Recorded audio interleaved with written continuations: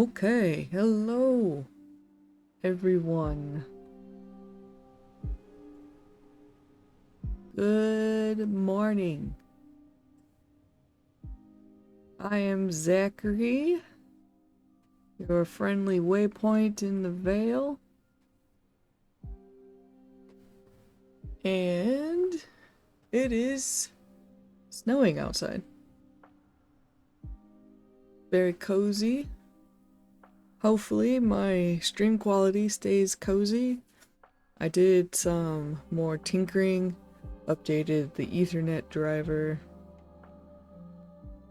Let's see, lower the volume of that. Lower it in my headset so that I can think. Yeah, a little bit of a easygoing start this morning. But if my stream tanks, what we are going to do is reset the internet boxes and see if that helps. There's also something else that I can try to do without disconnecting the stream, which is what I hope I don't have to do. And then I am going to not record just in case it's a PC issue, and then I'll just have to rely on the VOD, and hopefully the VOD is good. Just gonna sip some more coffee.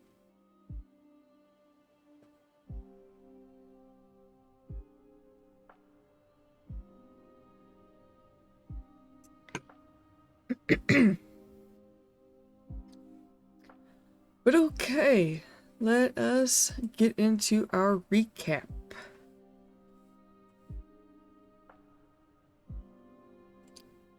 Last session, we entered Tower Yarn, then met the greeter slash concierge, who we modeled after my cat. And then we obtained a room for the night, rolled for it, determined there is only one bed.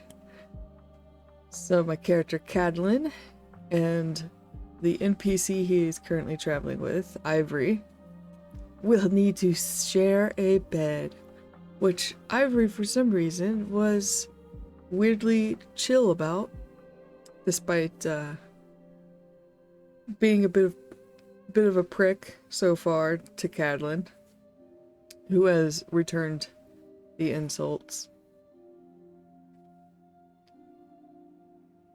But so that was just because I rolled a 100 on, like, I was rolling for his response, and I rolled a D100 roll, and I got 100,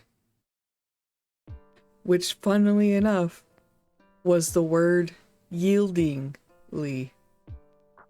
So he yielded. Didn't make a fuss. Very, very interesting response there. Very cool. I'm probably never gonna roll 100 ever again in my life. So that's about where we left off. Hello, Cheeky. Good morning. That's about where we left off. They need to still pick up the tome that they have arrived to pick up. They are on a quest to pick up an enchanted songbook. They don't know it's a songbook just yet, but we do. But they are here to pick it up. They're going to spend the night, and then they are going to travel back to Winford. Maybe. Because I am of the mind that maybe we'll pick up a side quest. Because Cadlin is broke. And we need more Draviks, more money.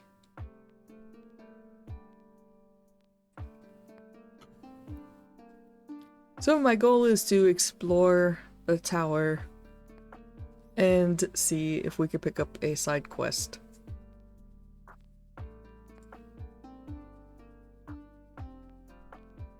Alrighty, so when we last left off, actually I probably shouldn't have closed that just yet because I think... Okay, yeah, so they just left the room as Fenric, their concierge, reappeared.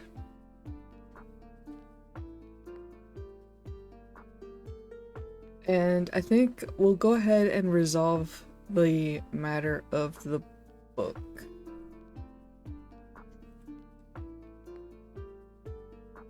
So let me just write a quick little intro scene and then we'll have the guys get their dinner, which I think we might also gloss over because I think it's just going to be dinner, and I don't really want to focus on potential conversation during the dinner. I want to explore the tower. So I'm going to kind of abbreviate that in a little scene. And then we'll see what the tower has to offer. Because I have entered downtime. We get 3 downtime events.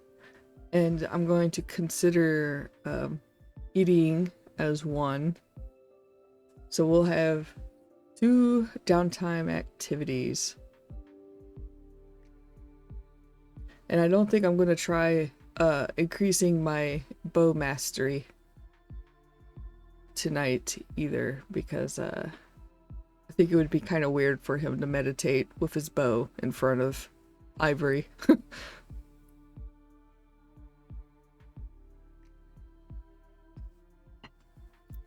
Alright, so let me start writing.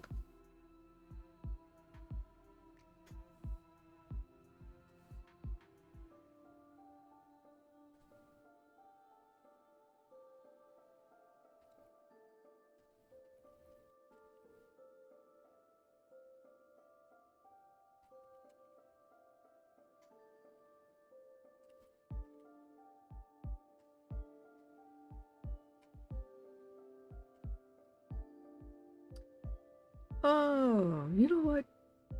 I did name the composer, didn't I?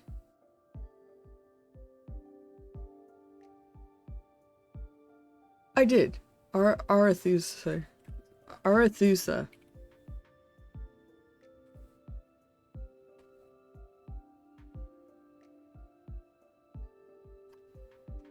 Requisitioned is not the right word. I meant commissioned.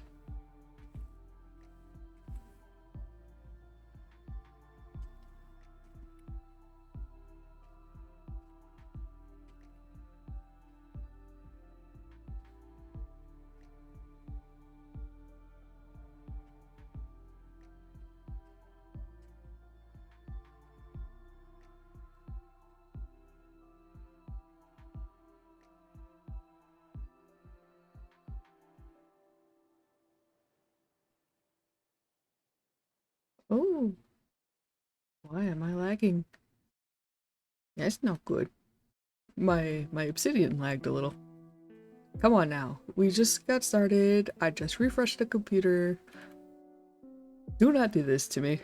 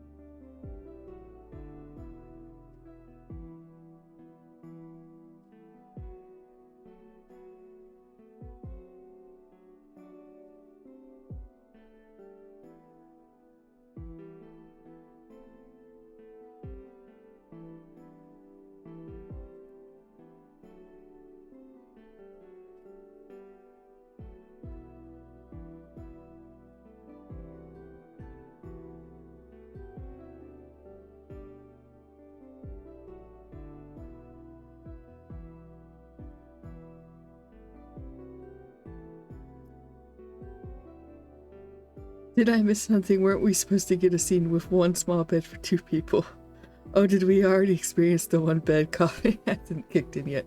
No, we haven't had. We have the one bed. We had the revelation, but they're not going to go to sleep yet because they need to go eat dinner, and I wanted to explore the tower because if I pick up a side quest, we're going to try to accomplish that first thing in the morning.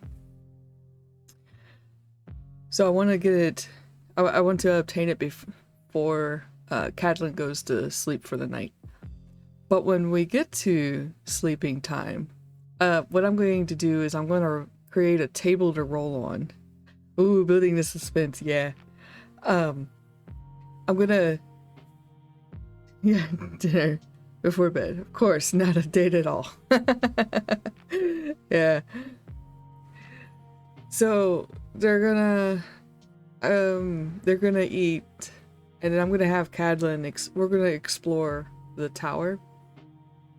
And then afterwards, I'm gonna create a table to roll on that is going to tell us how the night went in that one bed. Are they going to sleep well? Is someone going to wind up just getting out of the bed and sleeping on the floor? Is the sleep quality going to be good, or is it going to be poor? I figured if the sleep is poor for either or both of them, maybe they'll have a bane on a roll or something. But maybe it'll be surprisingly good. Curiously sleeping well.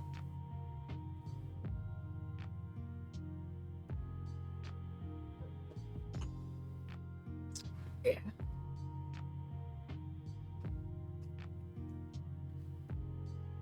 Okay, let's see.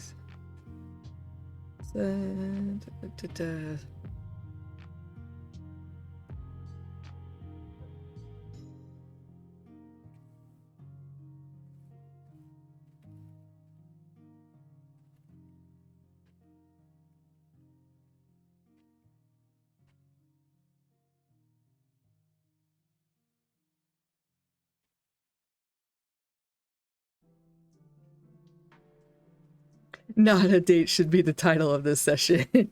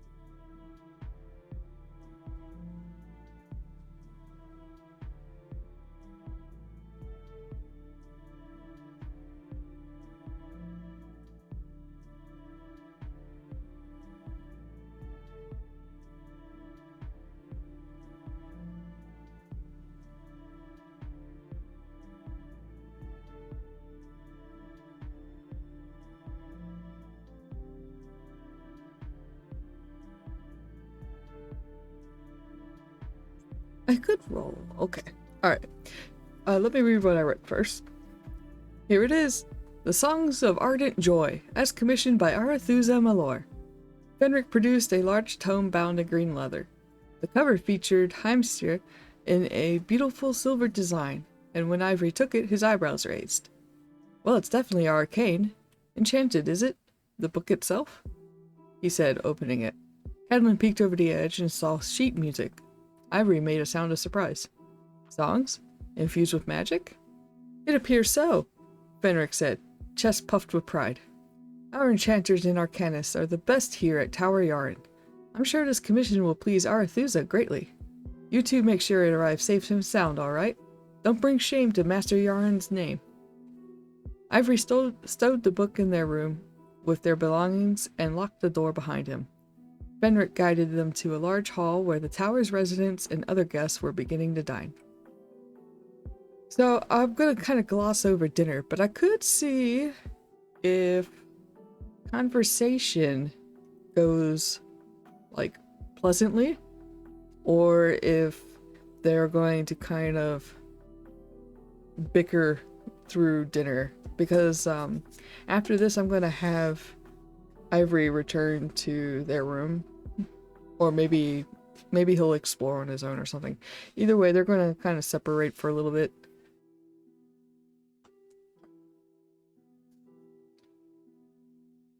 Because I think after being glued to somebody's hip for most of the day, Catelyn wants some alone time.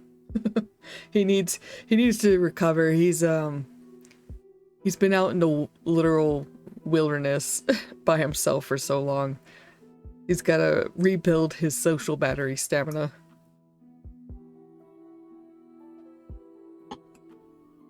Alright, so I guess I could do a skill check then. Conversation. I could roll for a topic too. Maybe they I could roll to see what they talked about, and then I can kind of see how it went.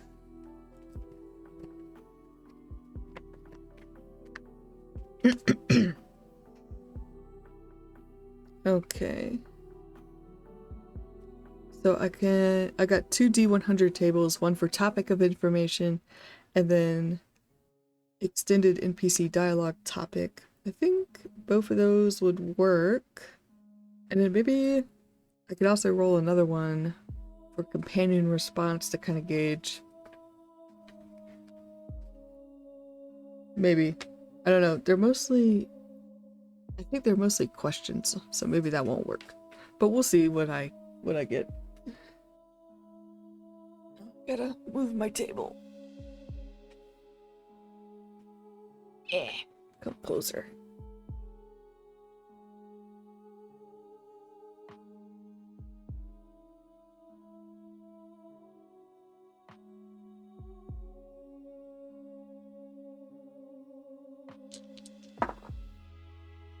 Okay, so I got 21. Alright, so this could be either a group supportive to the PCs or current events. Maybe they talked about the guild that they just joined. Maybe Catelyn attempts to make polite small talk with Ivory and ask about how long he's been a member.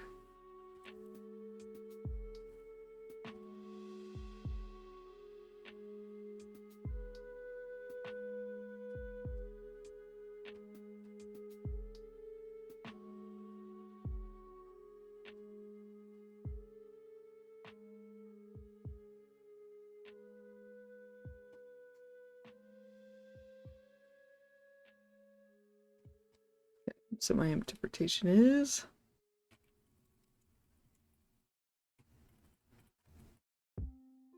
okay, and I'm gonna see maybe how Ivory reacts, or like is responding to Catelyn. Oh, maybe I'll make this one a skill check, perhaps. Okay. Probably soul and mind. It's going to be awkward either way, because I highly doubt I'm going to roll a full success. But that also tracks because, yeah, again, Cadlin is, his social skills have greatly deteriorated. Oh, I gotta sneeze.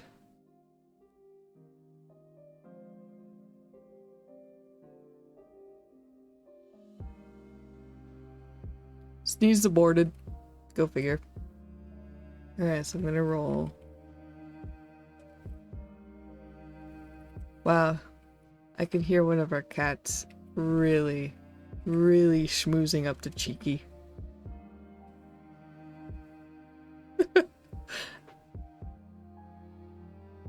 He really wants his second breakfast, I guess. Okay, so that's gonna be 4.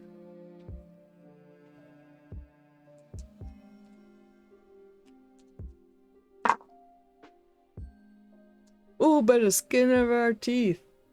I rolled 3 4s. That's pretty wild. Yes, I must feed the beast now. I rolled 3 4s, but I did get 1 6, so that is still a mixed success. So good job, Cadlin. You're hanging in there.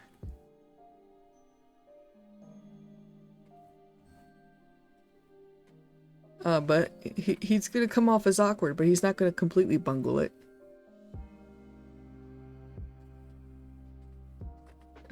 Yeah, maybe I will roll for a response just to see what I get.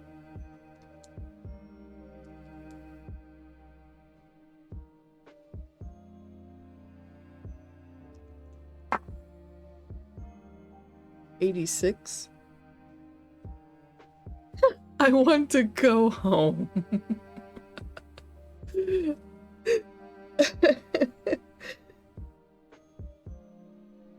That seems very... well, you know what though? You know what though? Okay, alright. It sounds very petulant, but maybe this could actually give a clue, some insight into Ivory's character. Because I said I determined that Ivory, his motivation for becoming an adventurer is that he is seeking a missing item that is important to him or to someone else. Don't know which it is, and I don't know anything about that item yet. But, I had determined that he's some kind of city dweller, or like, has grown up in a city. Let me go ahead and note that down.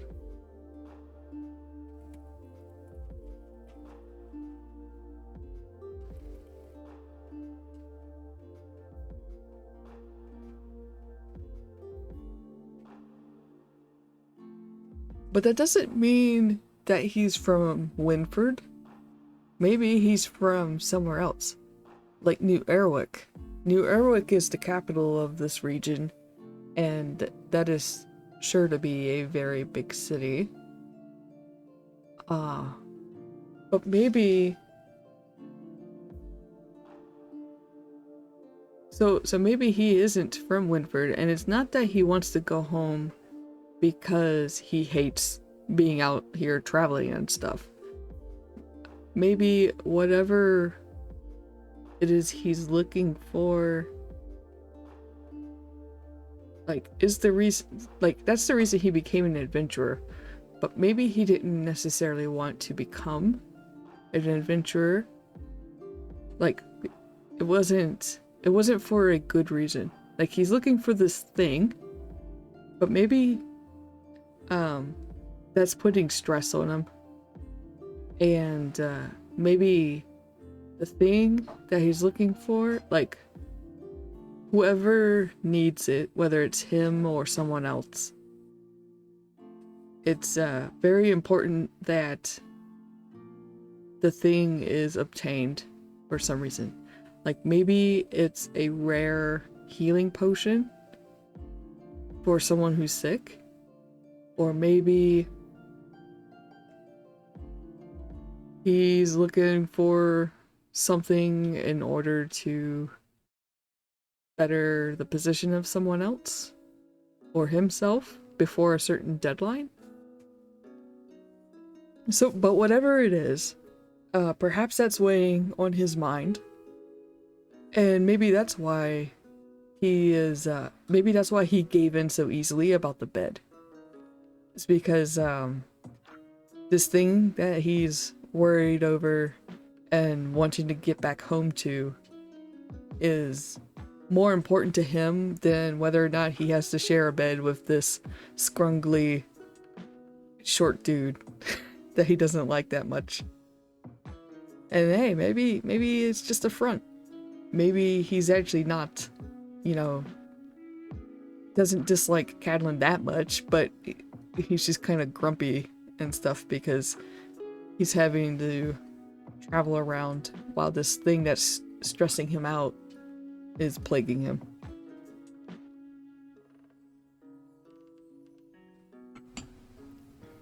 That was a lot of words out of my mouth. I will now condense them into streamlined writing to make more coherent sense. I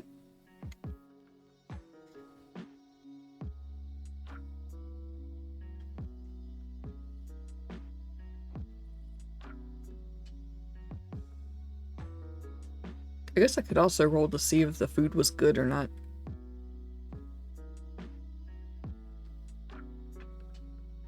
Nah, it's probably good.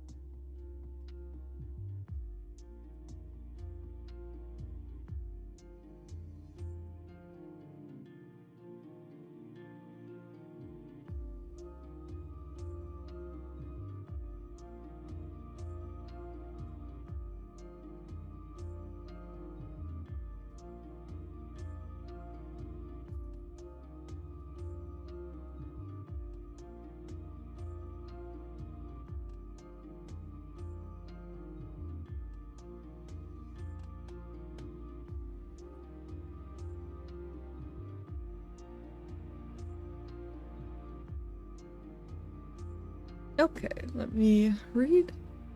Fenric left them to their own devices when they reached the dining hall. Cadlin trailed behind Ivory, who was more at ease in the bustling hall and tall enough to see where food was being distributed.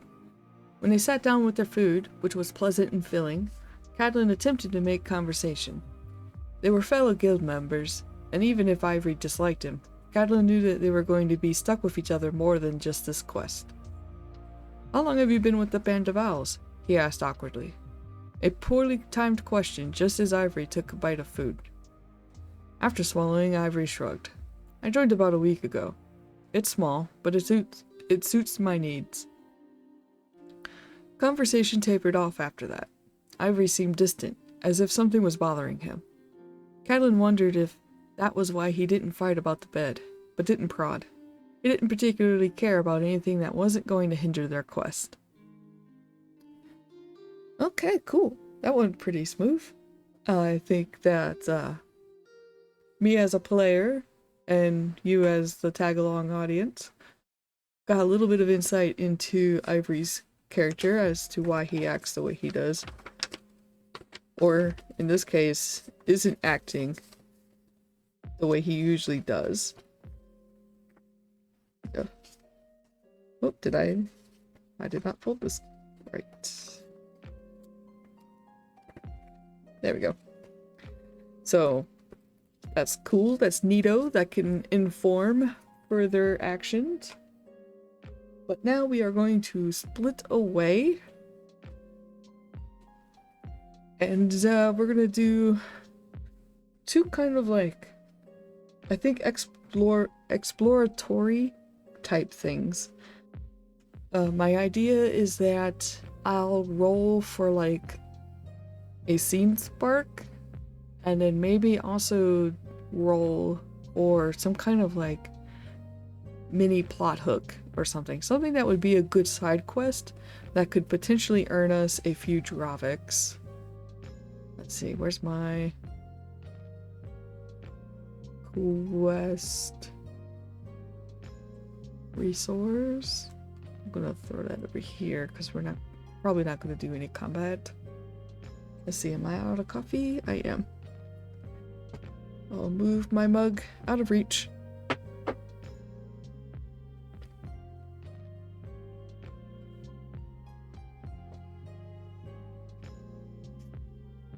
Alright, so Tower Yaren does have a few points of interest. I was going to try to make some kind of table up before the session, but I was a little too busy yesterday and ran out of time. Also, I do want to show off the new binder that I got to hold my printouts. I finally got a binder. I got my paycheck and I said screw it and treated myself to a $20 binder instead of a $7 binder. But look at it. I'm gonna put it on the camera. It's covered in, you know, like fake vinyl or fake leather vinyl, and has this embossed tree, which, as mentioned, Akeroth, the setting that we're playing in, has a world tree. It's the state of it kind of varies. It's dead in some regions and alive in other regions, or not blooming. In Batesian, it's starting to bloom, which is like great, but also not great. That you can kind of learn more about in the Dracanum game. But yeah, so it's a big, it's a world tree, and I'm like, this is perfect. This is absolutely perfect to hold my printouts for Legends of Akeroth and my playtest. I never posted the link. Oh man, I gotta start like making a reminder. It's 38 minutes into the stream and I forgot to plug the Backerkit. I am failing. I'm failing Ash and cross paths. Yeah, so if you are new here, I am playing a playtest version of Legends of Akeroth, Songs of a Lost Age. It is launching for crowdfunding in 29 days, 23 hours, and 24 minutes. Definitely check it out. You can get a free demo for solo play and a free demo for group play when you follow the campaign on Backerkit. And then, yeah, like I said, I am playing a playtest version, so everything you see is subject to change. Okay, so back to what I was saying. Let's see. What was I saying? Yeah, so World Tree, cool binder, very swag, much swink. It's cool. Kick. Oh, right, Tower Yarn has a couple of points of interest and stuff. And so, yeah. But first I'm gonna roll like a general scene spark, because I haven't really rolled any of those yet in this game. Or at least, if I did, it was kind of light. So, and I already have an NPC in mind for this, but I gotta see what we roll for scene spark to see if it makes sense.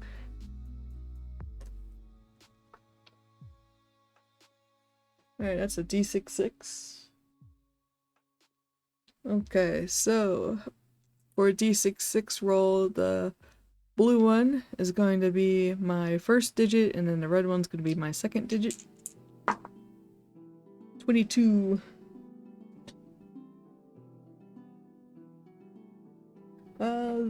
This is a thread that I've used in a previous game, so I'm gonna pick something different. 51.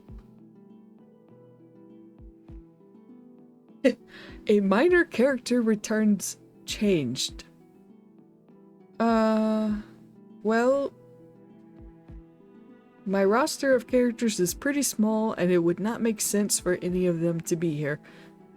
So we are going to move on and try again. 32. Ooh, someone mistakes you for another. Okay, that one sounds interesting. Let's see, and then, oh, let me note the roll.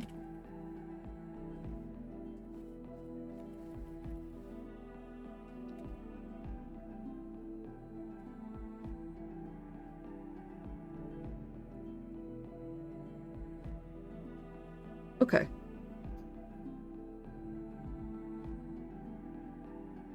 And maybe I'll roll a little bit, roll for disposition of this character that I think I will have Cadlin bump into, to see like what kind of, what, like, the person that they think Cadlin is that a good thing or a bad thing? D112. Also, I could have used this table before when we met Ivory, but that's okay. Definitely check out the Backerkit page if you're interested in this game. It has a lot of stuff packed into it. There's oracles, there's event tables, there's even a faction table. It's pretty neat, pretty cool. It has like a dungeon generator, lots of tables, so that you can even create your own enemy, which we are going to try out someday, but maybe when Cadlin is not level 1. D12. 11. Proud. Okay. So interesting. Okay, let's see. So someone is going to bump into Cadlin, mistake him to be somebody else with a feeling of pride.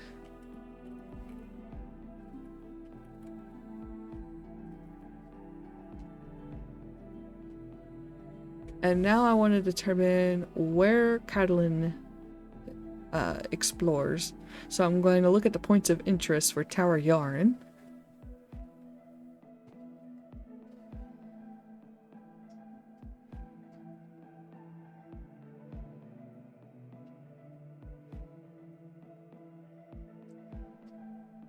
My apologies if I suddenly sound like far away. I don't have room on my desk for any of this.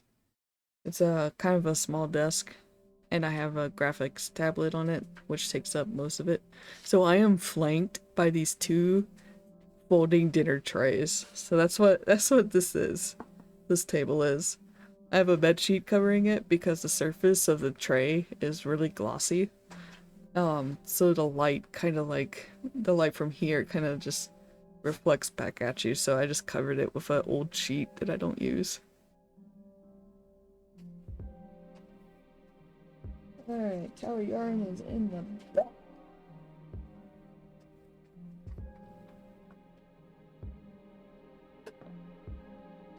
Oh no, did I?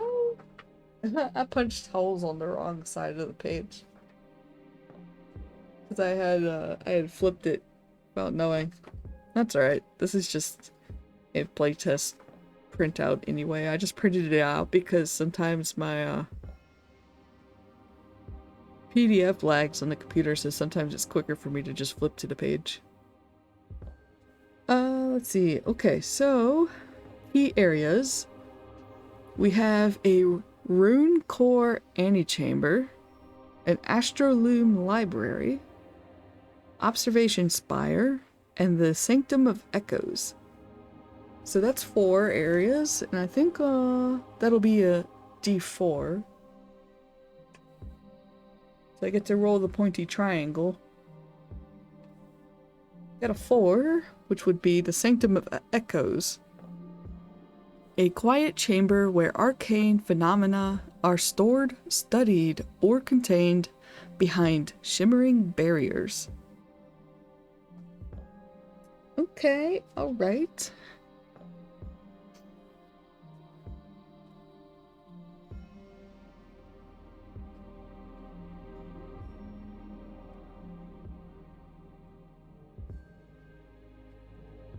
So yeah, the guys do have like freedom to walk around the tower. So Cadlin here is going to take a moment, a few moments to explore. Maybe he's you know, Ivory might seem preoccupied, but Cadlin is not exactly ready to hop into bed with someone that he just met that morning and doesn't like. Okay.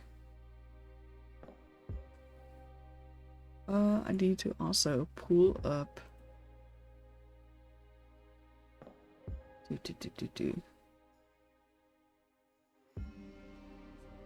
Oh, and now my other cat is crying.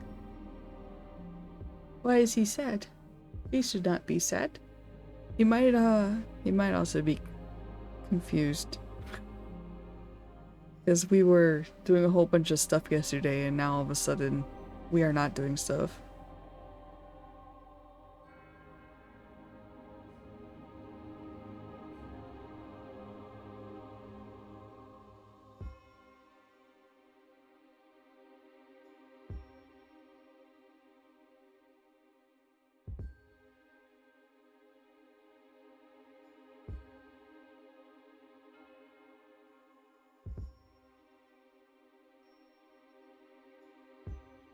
Okay. The cat is here. He is fine. What are you doing? Yeah? Oh, you making air muffins? Oh. Are you happy now? He's so silly. Okay. Let's see, where'd my obsidian go? There we go.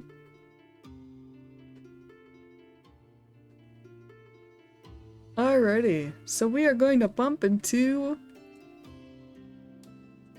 someone. I have not seen Amaya in the chat just yet. But shout out to Amaya, who very kindly gifted me a Call of Cthulhu bundle yesterday, and in return I offered to have an NPC show up at Tower Yarn, so that is who we are going to bump into. We are going to bump into one of Amaya's NPCs from their own Loa game, because me and Amaya have both gotten like, we were very unhinged with the playtest, and Amaya went and created a whole guild of characters and has kindly loaned me one to bump into. So let's get started. Also, thank you again, Amaya. Greatly appreciated. Look forward to checking out Call of Cthulhu in the future. Checking out the solo games too.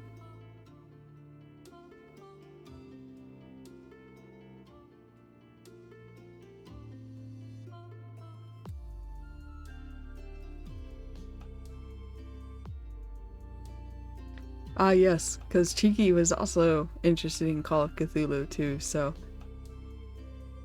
naturally, since we live together, we share a library. So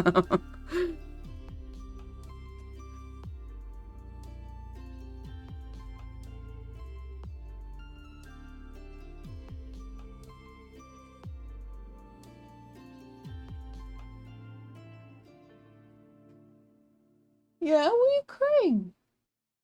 It is not your lunchtime. Far from it. We love eldritch gods in this house of Dagon.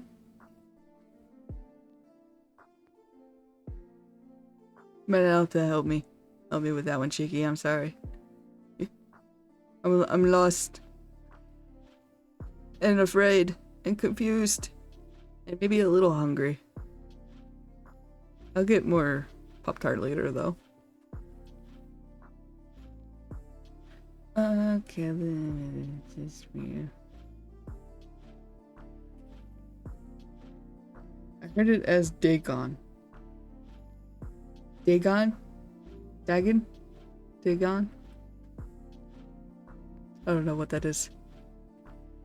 I'm showing my ignorance in front of Cheeky once more. It's just how it's been for 20 years. And how it's probably going to continue. I just heard her make a very loud "oh" in the other room. She's so funny.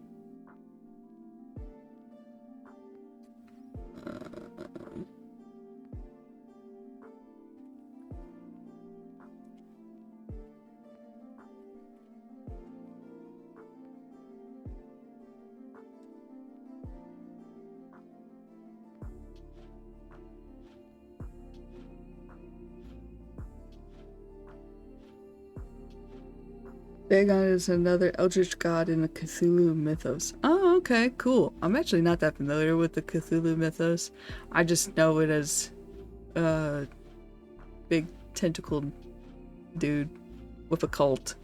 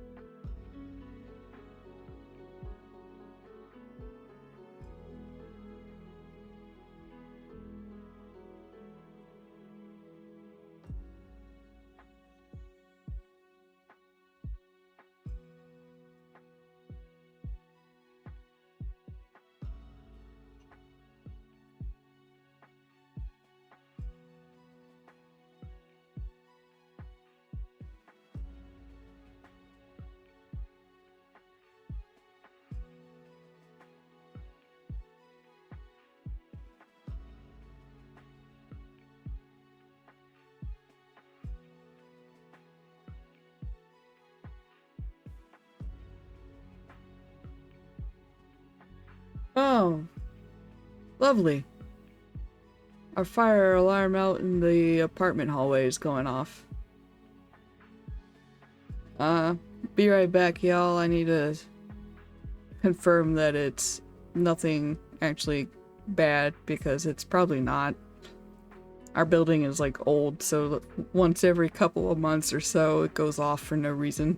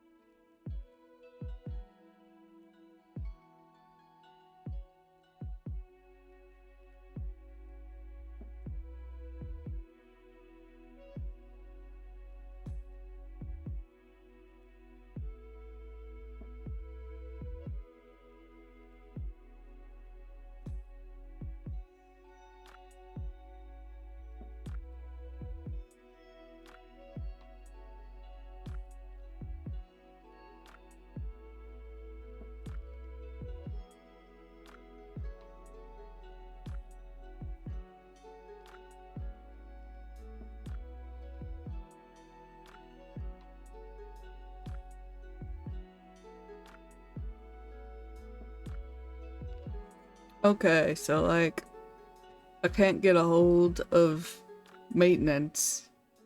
So hopefully they've got a guy coming over. I swear, why can't I just not have a perfectly fine Sunday stream? At least I'm not lagging. Oh, hooray! They didn't answer my call because they must have been here already. For some reason, like, I don't know if it's the other half of our building or what, because, oh, cut back on. But like, this building is as old as Cthulhu. Probably not. I think Cthulhu is probably older. This building is from like the 50s or something. And like the like emergency alarm wiring is like, I think they need to replace it. We had a fire alarm when we first moved into this apartment, and maybe a couple of years or so into living here, it started going off randomly in the middle of the night. So it'd be like 3 a.m. and I'm trying to shut that thing up. Eventually they had to just remove it from the ceiling because it was hardwired in, and the battery was just a failsafe in case we lost power or something. But I'm pretty sure that it was the wiring because they replaced it a couple of times and it would still go off. So I'm pretty sure that the wiring was bad. So they removed it. They gave us a battery operated one that doesn't get hardwired into their system, and yeah, not a problem since. But whatever is running the stuff that's out in the main hallways is I think that needs to get redone, because every couple of months or so it'll just go off randomly. There's no fire. I didn't even see like anybody hanging around outside this time, because like, I mean, which isn't good. You don't want a little boy who cried wolf situation with your fire alarms. Oh, hi, Amaya. Hi, still working on chores, fishing, cleaning up, so I'll be listening and wanted to get your views. Stay safe in that snow. Thanks! Actually, we are about to meet your Crokin guy. We are actually about to meet him. And then the building fire alarm went off. Rudely. But it just shut off, so maintenance must have shown up and fixed it, which is great. Because last time it went off, a couple months ago, we had a new tenant who hadn't yet experienced this phenomena, and called the fire trucks, who showed up just as the maintenance guys shut it off. The upside is that we have a fire station around the corner. So it's not like the guys had to travel far to get here. And if we ever do have a real fire, they're right there. Yeah, oh look, they shut it off so quickly. You can rename him. It was a joke between my partner and I because he loved Frog and Toad as a kid and loves frogs. Oh no, I don't need to rename him. It's fine. I think it was let's see. That's what I was doing. I was actually looking at what you sent me, and then the alarm went off. Krogan Toad? Oh, Krogan crowed. I almost thought, I was like, oh, this would actually kind of work for the quest idea that I had. But it wouldn't quite work because Krogan is also an adventurer. So I was like, oh, he could probably just get his own stuff. He wouldn't ask another rookie. Okay, what was I writing? It's pronounced like Frog and Toad, just with CR in first. So crowed? Crowed? Oh, Krogan crowed?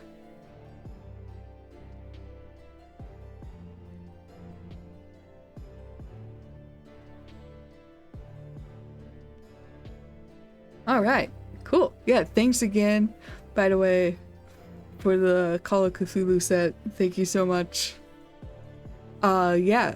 So I rolled on the scene spark table, and got someone mistakes you for another. And the disposition is going to be proud. And then Sanctum of Echoes is where we are in Tower Yarn.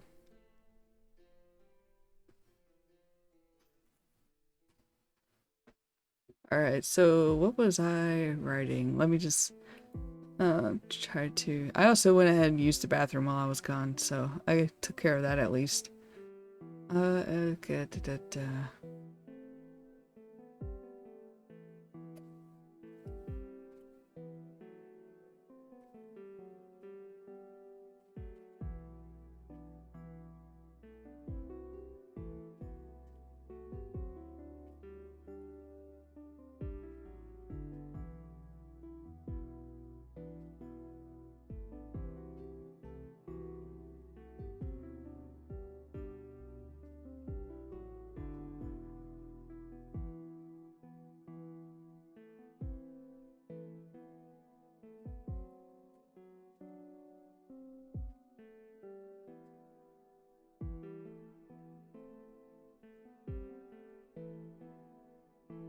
what was I getting thanked for? Well, Cheeky and I kind of share a library since we lived together, and she was also interested in Call of Cthulhu. So you gifting it to me effectively gifted it to her as well. Like we like, even for our physical books, we have a few books that we aren't sure who owns anymore.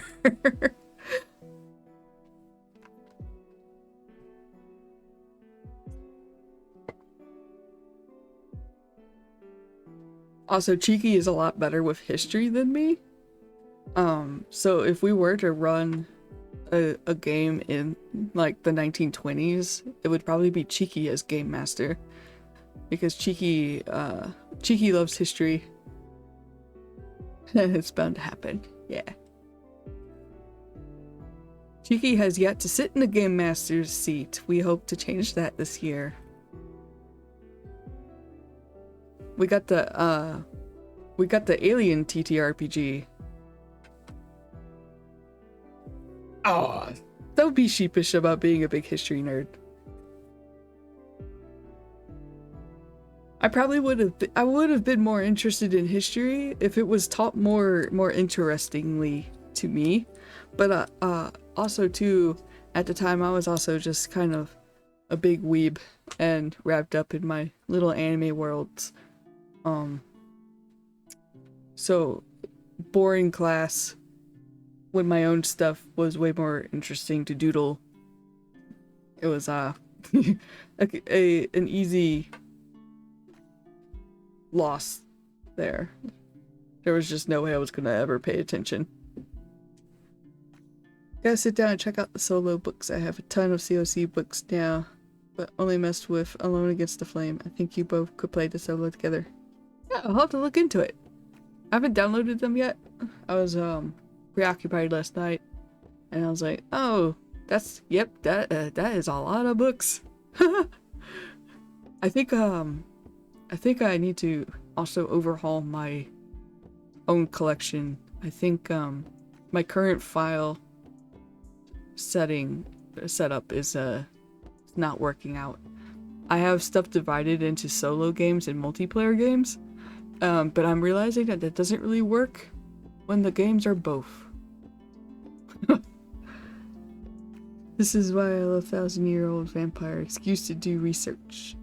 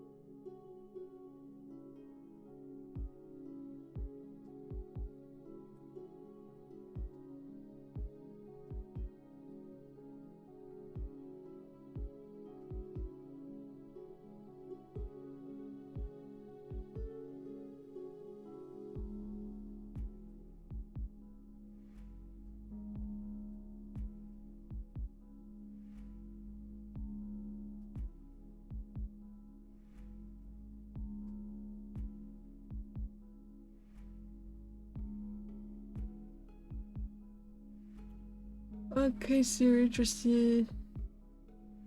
In October, Humble Bundle seems to always have the World of Darkness collection for like 25. I feel like I've heard of that, I think. I always gotta think twice about it because it always makes me think about certain raid in Final Fantasy 14. That's also the World of Darkness, I think.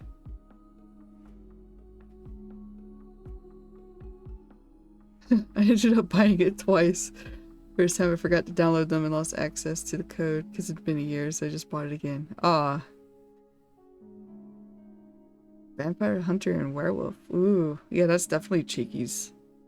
Like, up Cheeky's alley. Can't wait for Ash to release a Draconum expansion into like the Carber region in Akeroth. I downloaded that little playtest snippet with the the vampires and werewolves thing. But oh, World of Darkness is the universe Vampire the Masquerade is in. Ah, so that would be why you're so interested. Okay, okay. Yes, that's another game that we want to get sometime. Cheeky really wants to get the Vampire the Masquerade TTRPG.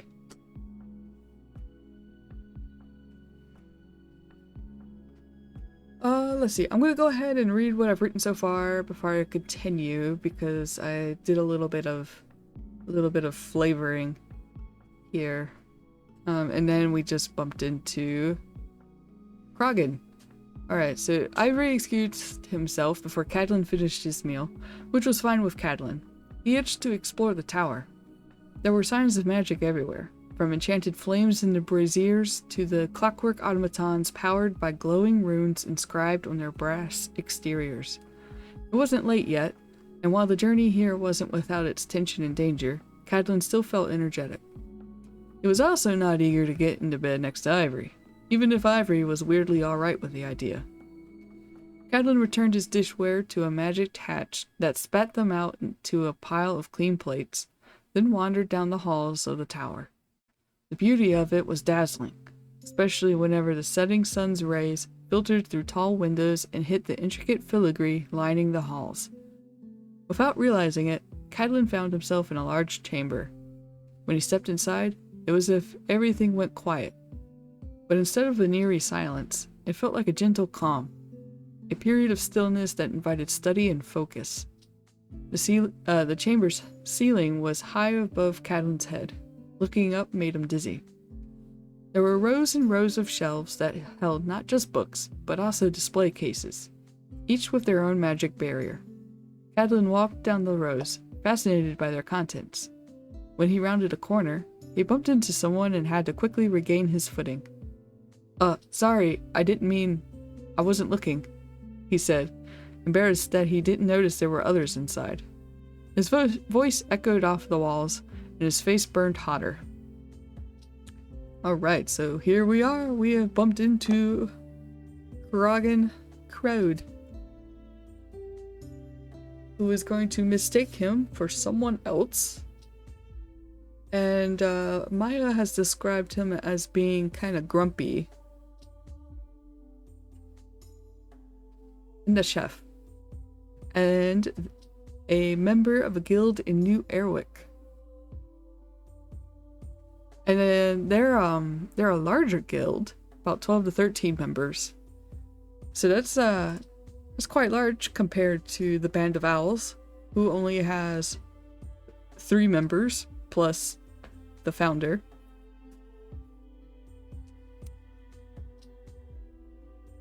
So maybe Proud will be kind of like a pride thing.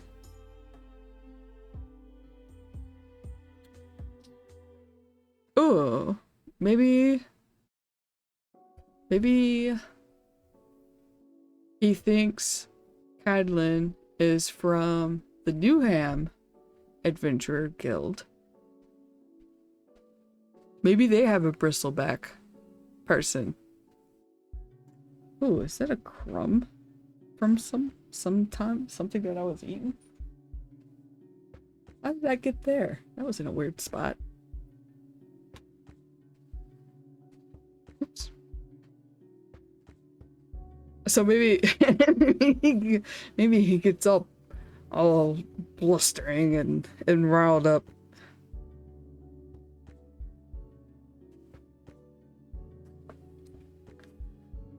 And Amaya, if you are listening and if you feel like I've mischaracterized him in any way, just let me know. I will gladly change. This is the first time we're doing this. I just wanted to thank you in some way, and I thought it would be really cool since I knew that you have a bunch of characters yourself.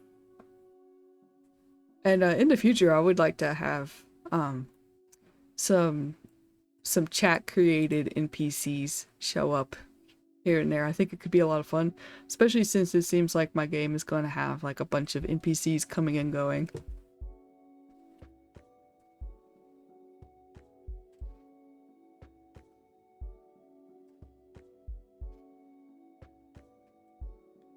Let's see.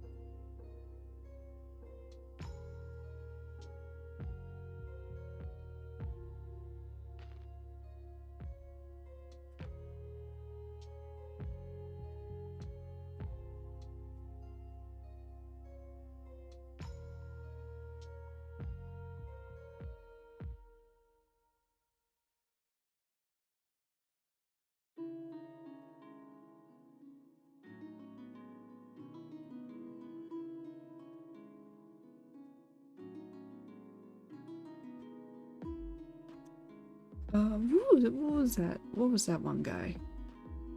Where is he? Okay.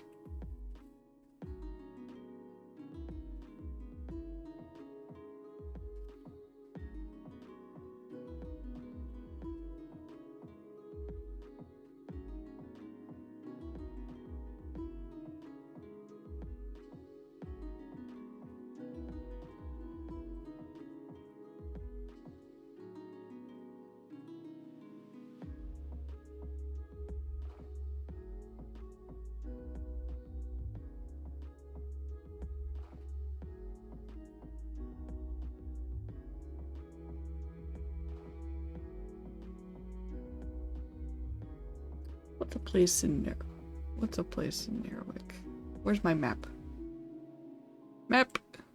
Where's my map? Oh, it doesn't name the bodies of water. Okay, where's my Draconum book? I think the Draconum book has a... continent map. Do. I need to know the body of water near, like, the body of water to the west.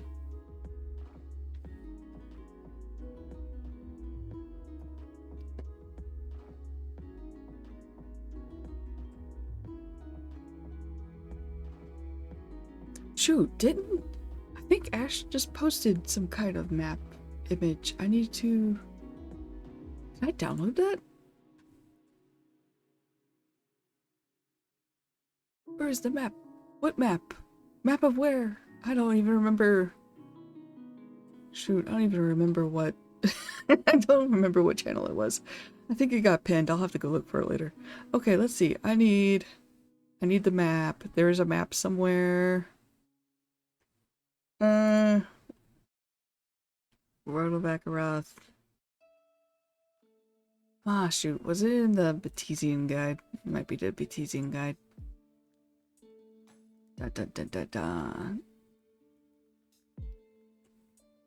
See, if I was playing complete homebrew, I would just be like, ah, yes, this body of water over here is named this, but I am not playing in a completely homebrew setting.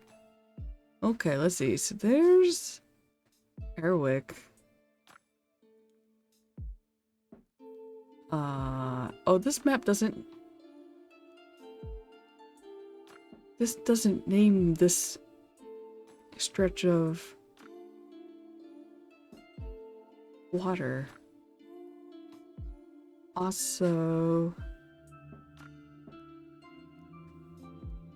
the snippet is White Coast.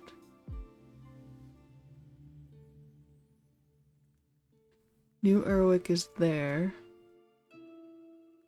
It's like, it's a spread, a 2-page spread, and the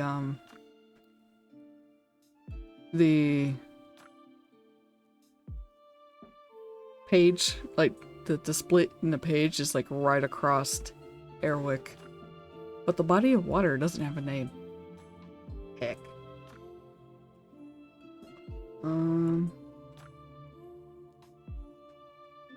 Maybe I'll just use a plain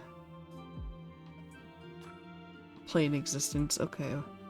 Let's see. I wanted a lore-friendly insult. Planes beyond, elemental planes, creation planes. That seems a little harsh though. Plane of the moon? Realm of mystery, tranquility, influence, times. Dreams, realm of just a plane of the sun. Okay, so there's the plane of life, plane of death. I guess I could say Ekadel. Yeah.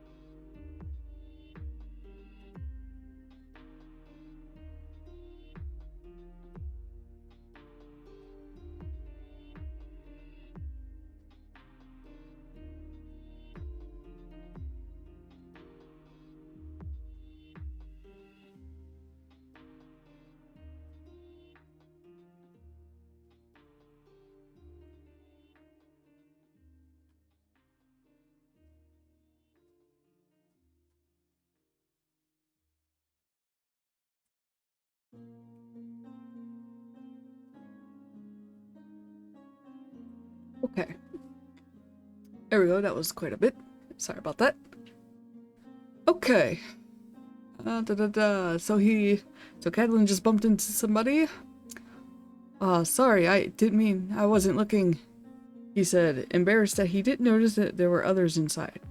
His voice echoed off the walls and his face burned hotter. You! The other person, a crokin with a furrowed brow, sputtered angrily. You're that twerp from Newham!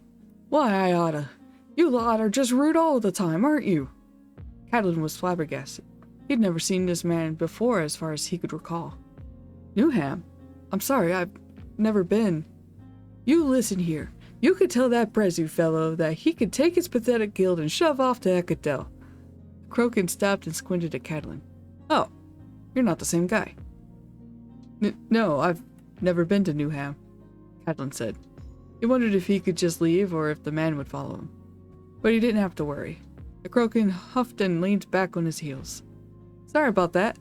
I'm from an adventurers guild in New Erwick, and we've had some trouble with that lot from Newham. You look like one of theirs. I'm from a guild in Winford, the Band of Owls, Catelyn managed to say before the Crokin slapped a heavy hand on his shoulder. Winford's family got a guild, huh? Well, don't turn out like Newham's, that you're never going to best ours.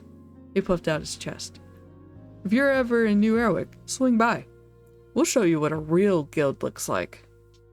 And with that, the Crokin walked off, leaving Catelyn's heart still struggling to return to a normal pace. He gave himself a moment to recollect his nerves, then decided he'd had enough of this place and left. And there we go! I didn't really get a name drop there, but that's alright, because this isn't my NPC anyway. But there we go, guest appearance by Amaya's Krogan Crowed. Thank you very much again.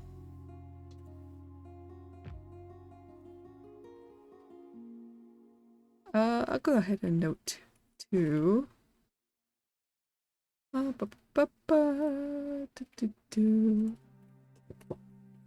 make a call out.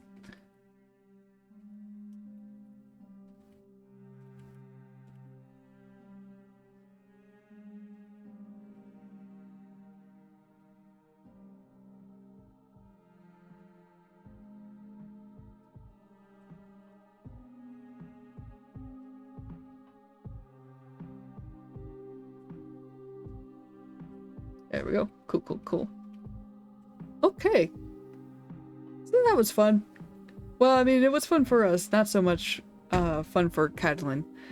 I did go ahead and linked Brezu up there because, yeah, now we're kind of getting the feeling that maybe the guild in Newham, yeah, maybe they're not a good group.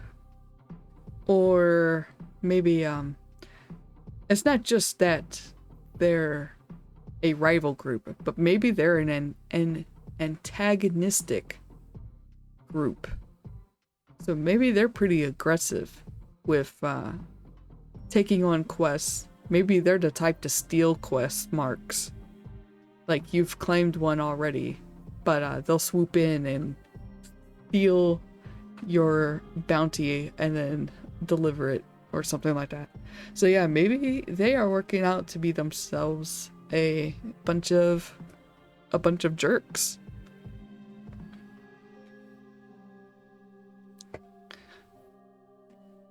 Let's see. They don't have a name yet either.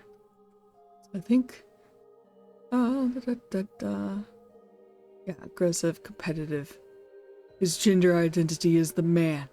The man. The manliest man. Wants to become a hero, but he's not doing a very good job of it. He's actually becoming a bit of an antagonist. Other notes. Okay. This guild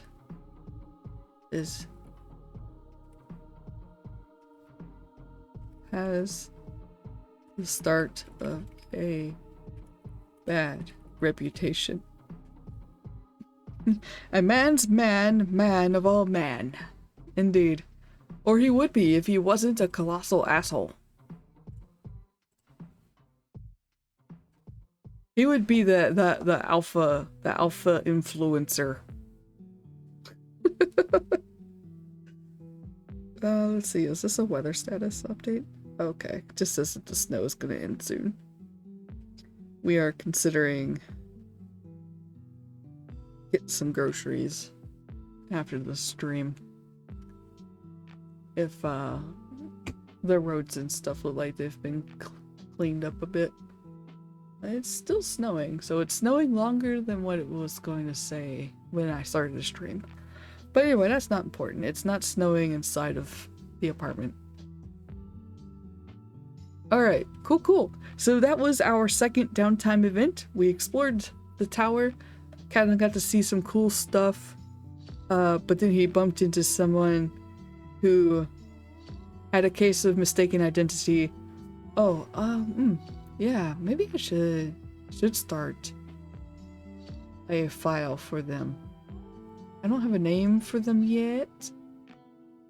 Factions. Let's see, Winford local government. We're going to start a faction. Okay, cool. It put it over here and it didn't pull the template. I gotta fix that. Template error. Probably happened from when I moved a file. Settlements. Where's the factions? Akeroth deities, bestiary. Sessions. Oh, I'm actually missing one. Oh no, wait, here it is. Yeah, that's what it is. I renamed the path. Okay, so now when I do it... There it is. My faction template. Okay. I renamed a folder so it didn't update the path. We'll just say Newham Adventure Guild for now. We'll name it later.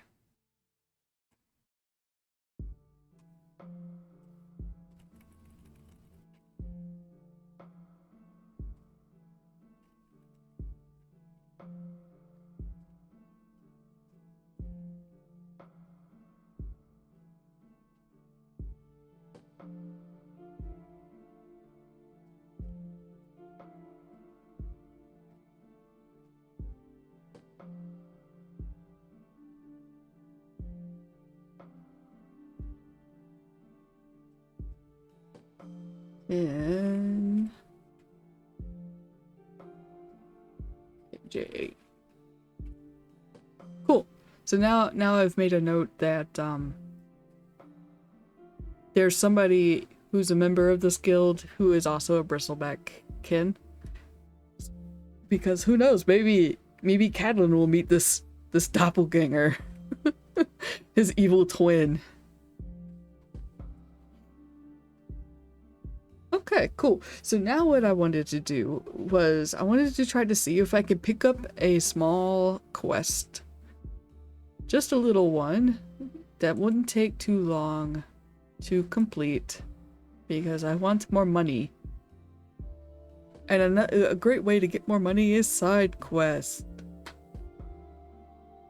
You know, you show up in a new location and then, you know, there's all these little quest bubbles that you can check out, you know?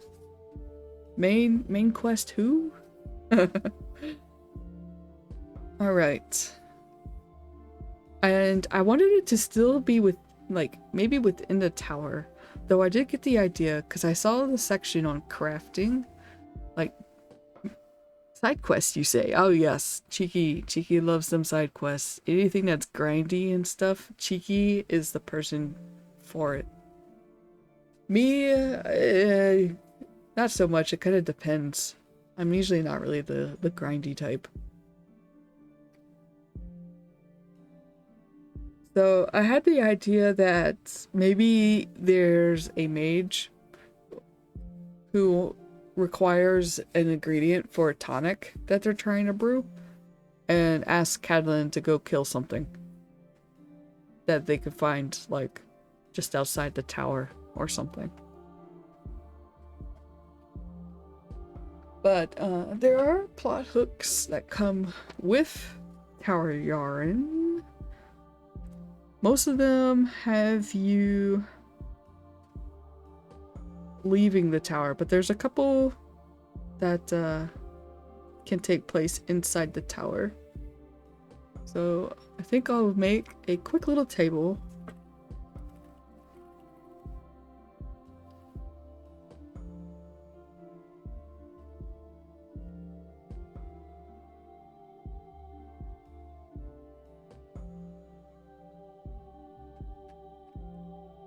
Okay, so let's see, for a 1.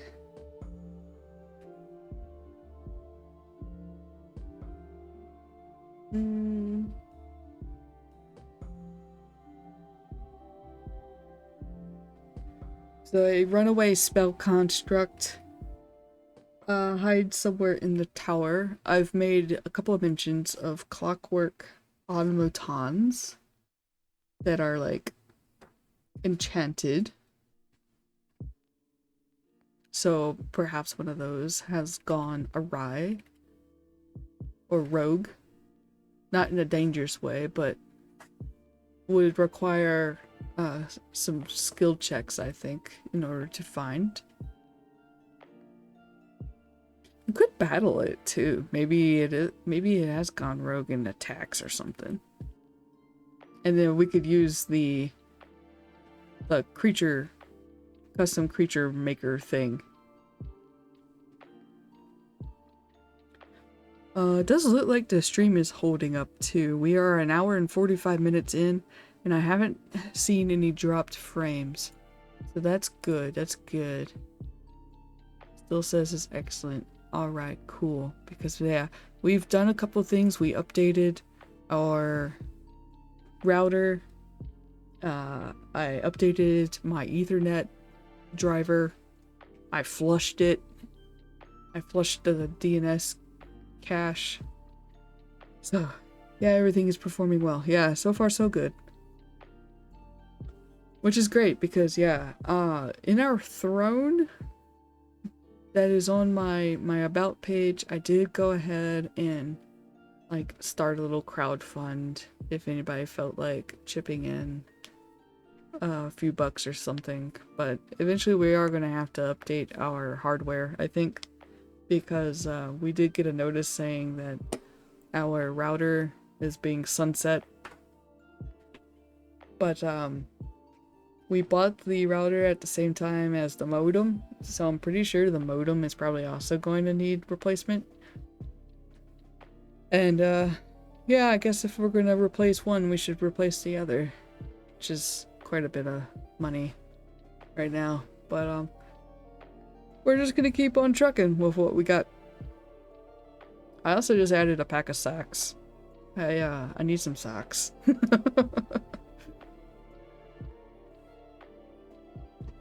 I didn't get any socks for Christmas. Very sad about that. That's how you know you're an adult when you are happy that you get socks for Christmas. Okay, so wanna run away automaton. They do need socks, yeah. You do not need socks, but I need socks. You've got enough socks to last you a little bit.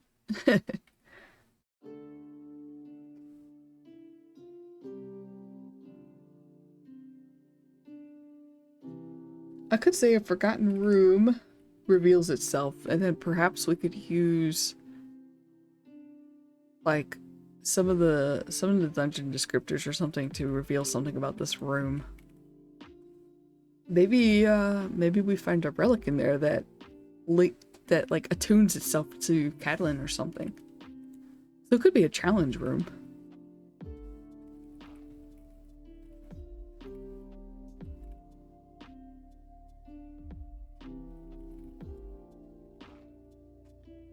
Runaway automaton may result in combat.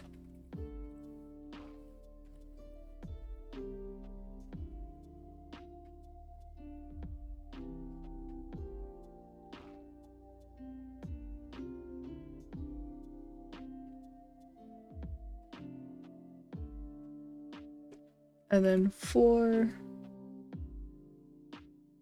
let's see.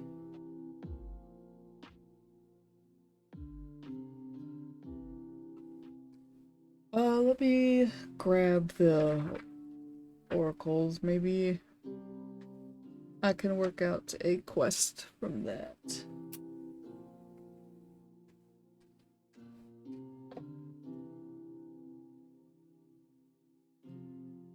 Let's see, so an action and a theme.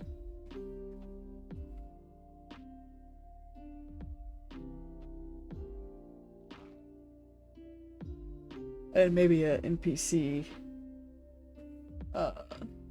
desire or need. So D12, 8. So somebody needing assistance. Maybe we'll say a scholar this time.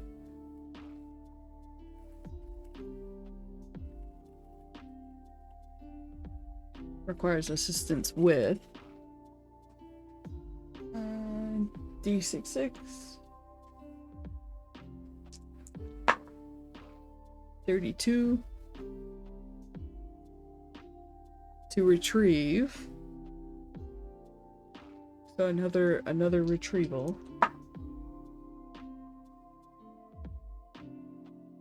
To retrieve despair. That doesn't work. I need like an item or something, or like a noun. Something that is a noun. Requires assistance with retrieving a blank. Are there nouns on here? No. Oh, there's no nouns on it. Like, not really a lot of nouns. Let's see. I need some kind of item. Kind of item list or something. Or like a noun list. Let's see, is it... Oh, you know what? I had the Mythic PDF open. That's probably why the Obsidian was lagging a little bit here and there. Alright, let's see. Is there things in here? Like, let's see. Elements, adventure tone,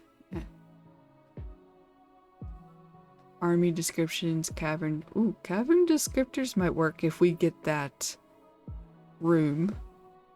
Characters, combat, actions, appearance, background, combos, descriptors, identity, motivation, personality.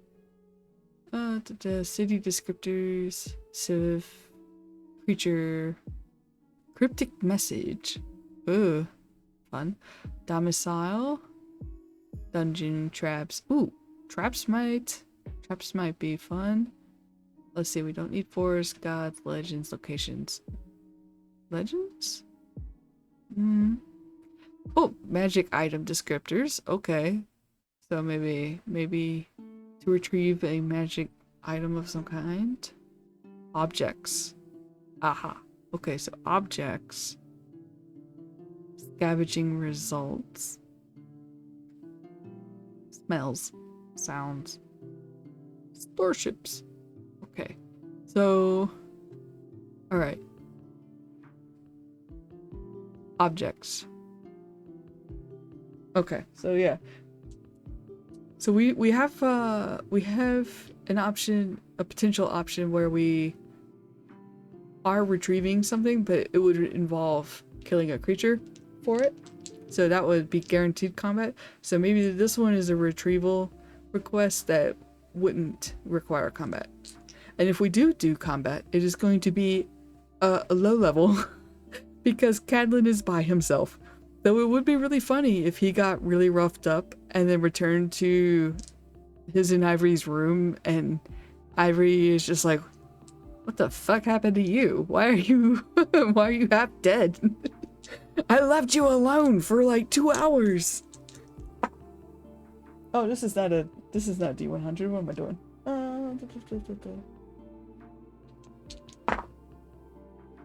Alright, 38.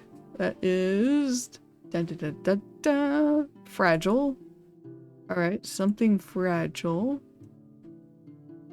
Oh, these are like descriptions of objects. You know what? I have a list of objects. Kinda. It's sort of like In my character design deck, I have a table where you can determine like props for a character to hold if you were drawing them. So let me grab that table. I keep forgetting to put this in order. It is not in a good order right now. Handheld item, there's half of it. Handheld item number 2. Okay. I am going to work on my character design deck soon. I'm going to release version 3.0 pretty soon. And with it, I am going to also release the pretty version. Let me see if... Let me pull it up so I can link it to y'all.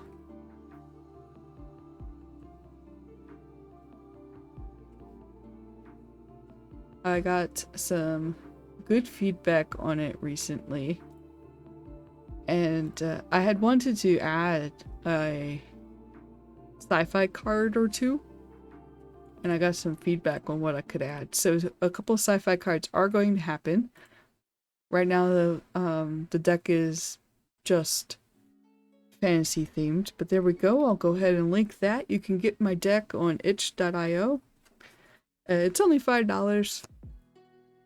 So, you know, I know that $5 is a lot more elsewhere, so, you know, no pressure or anything.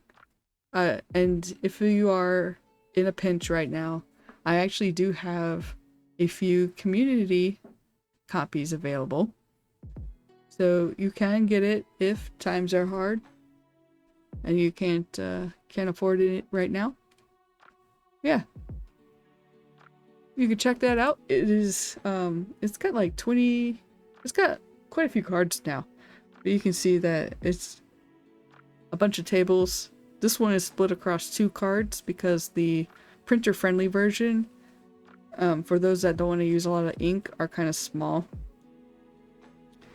But I am going to make a pretty version where they're, you know, prettier to look at. And then like color and stuff. And I think those are going to be bigger. So that the D20 tables aren't split up. But anyway, so I have a D20 table for handheld items. And I'm going to roll to see what this person needs retrieved.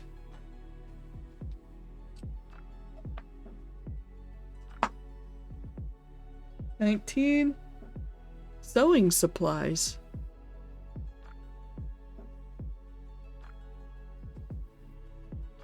Sewing supplies. And then I had... what was it that I had rolled? I rolled the number. Oh shoot, I forgot the number that I rolled.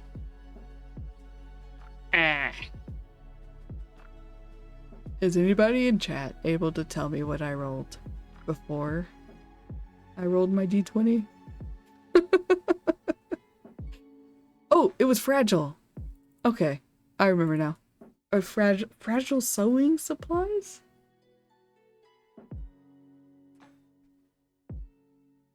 Fragile, so maybe a needle. So maybe it's a needle and it's fragile. Or maybe it's thread. Maybe it's a very delicate, fragile thread. Or... Okay. So maybe this person is in the middle of something. They can't step away. Because, like, they are literally holding something together. And they need more thread. And Cadlin needs to go quickly obtain thread. There we go.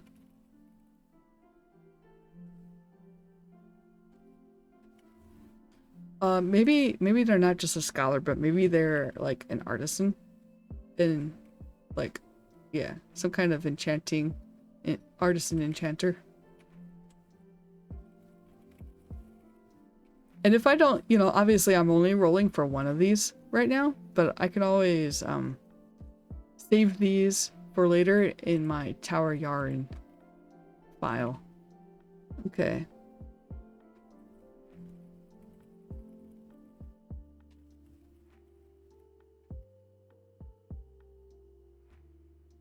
Okay, so I have my D4 table now.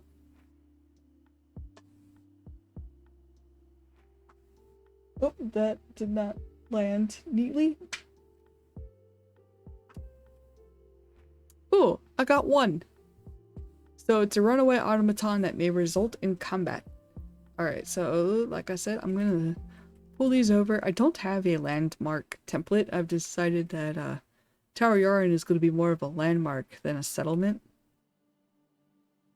Because it's all kind of like self-contained in one, like, not one building, but it's a big tower that has, you know, probably a couple of smaller buildings attached to it.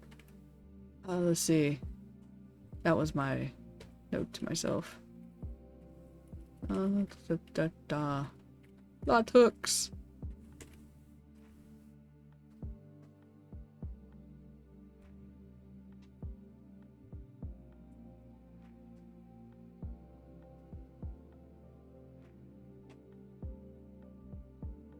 I kind of want to make this a table, I think. I think it'll just be a little bit neater.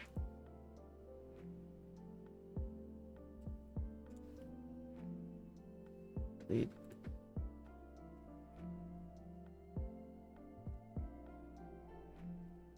Plot hooks and side quests. And then that way, if we come back here again, we can explore these. Or, depending, like, we can make adjustments too. Like, maybe when we go back to Winford, but maybe a bill gets posted about a mage requesting an ingredient from a local creature. In this current moment, I was going to make it like a really low-level creature that was, you know, you just step outside the tower and find. But later in the future, maybe they're in Winford, and this bill gets posted a request from, like, you know, a stronger creature or something. You know, something where it's closer to Winford or maybe somewhere else, you know.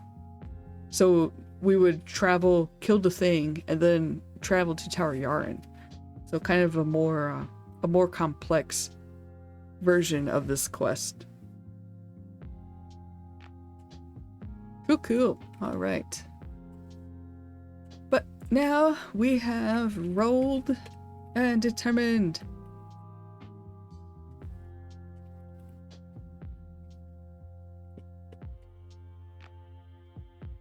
That there is a runaway automaton that may result in combat. I think we probably should have combat, to be honest. I haven't had combat since session 2.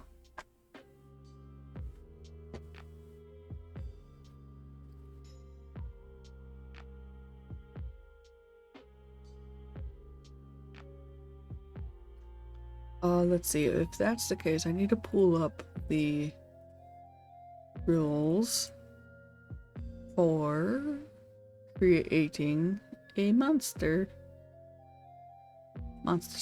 oracle.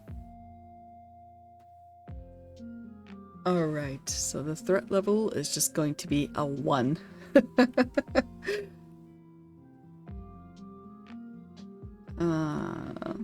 Let's see. I had made my bestiary. I don't have a template for custom enemies yet. So what I'm going to do, I'm just going to copy what I used in my prequel game.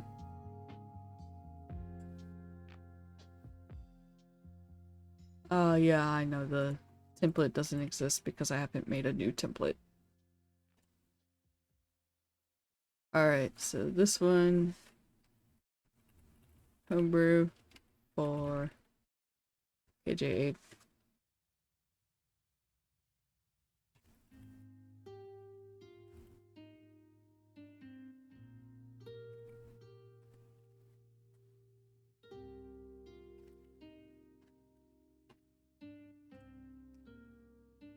So this is going to be a threat level 1, which means its HP is going to be, let me move this window down here. It is going to be 12 to 20 HP. We're going to put this on the low side because it's an automaton. It's not, you know, it's not going to be made for battle. This is probably one of the other little like clockwork things that run around the tower doing various tasks and chores or whatnot. So it's probably not really equipped for battle. It could still hurt someone because it's made out of metal. But I'm a little hesitant to do anything too crazy while Cadlin is by himself. And level 1. Okay, so, and then defense is going to be 4.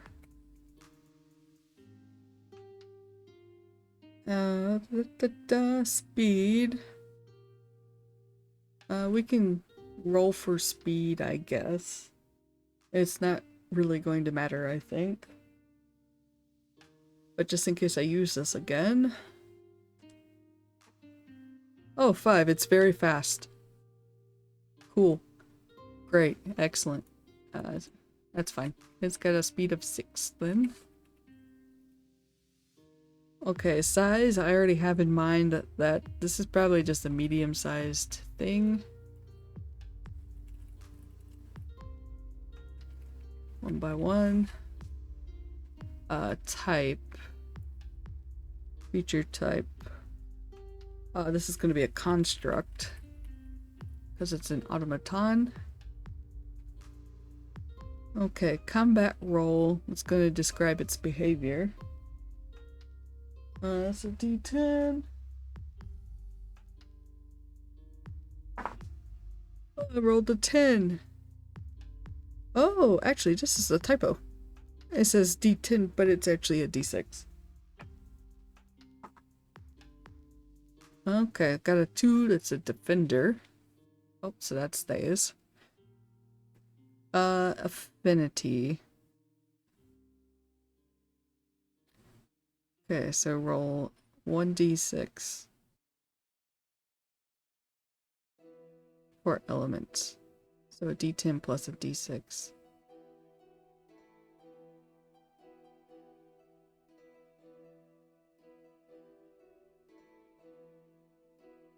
Oh, okay. This one's kind of goofy. And then a d10.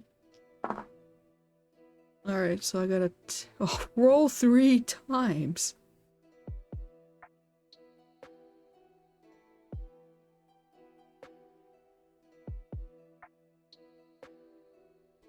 Actually, how does this table work? Use resist, immune, vulnerable, absorb. For elements, roll a d6 to pick an element. Oh, I see. So I need to roll 3 times.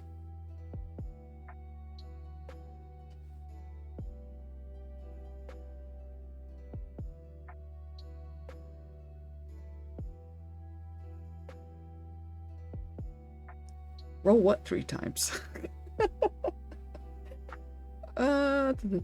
Roll. What do I roll 3 times? Do I roll the d6 3 times? Let's see. Hold on, I gotta check OBS real quick. Okay, cool. OBS is briefly hidden, minimized. I'm just gonna roll this 3 times, I guess. 5. So it's immune to poison, that makes sense. Just got poisoned again, and 1. None. Alright, so it's just immune to poison. Cool. We don't have any poison abilities anyway.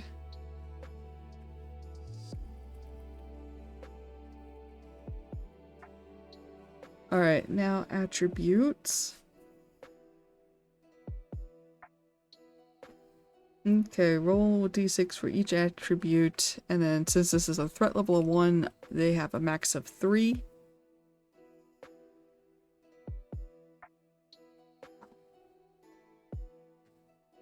have and round down. So that would be a 2 for body.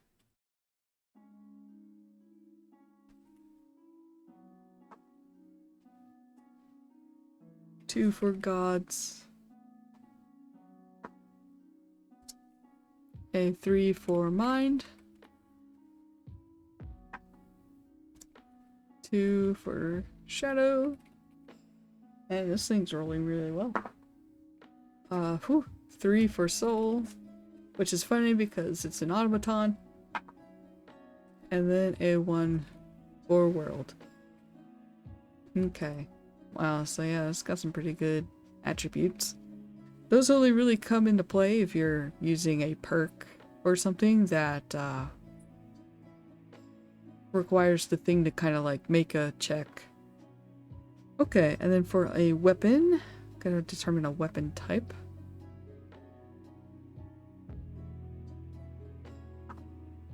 That's a 1, so it has a blade type.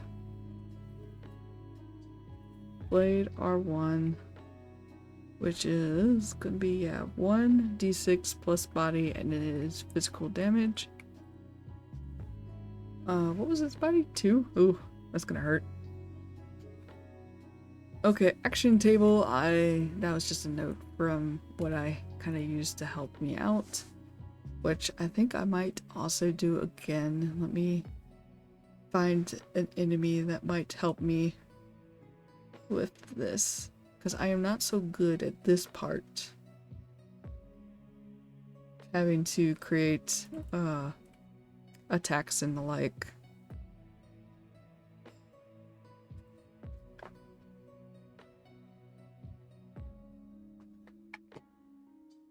Just waiting for the PDF to load.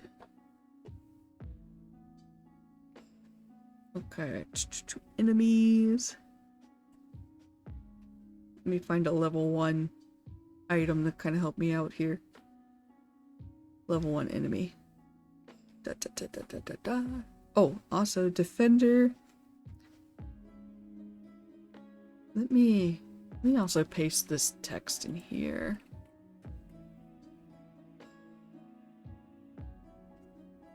Oh, that didn't paste very nicely, did it? These are just notes about the defender type. Behavior. And then threat profile. Hero tip here.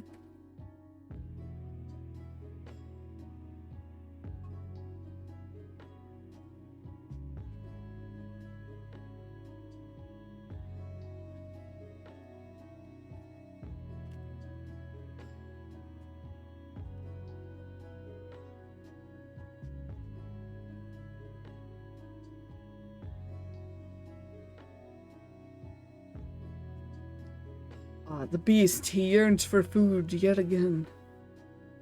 Oh, which means it's actually 11 o'clock. Okay, cool. We're doing good.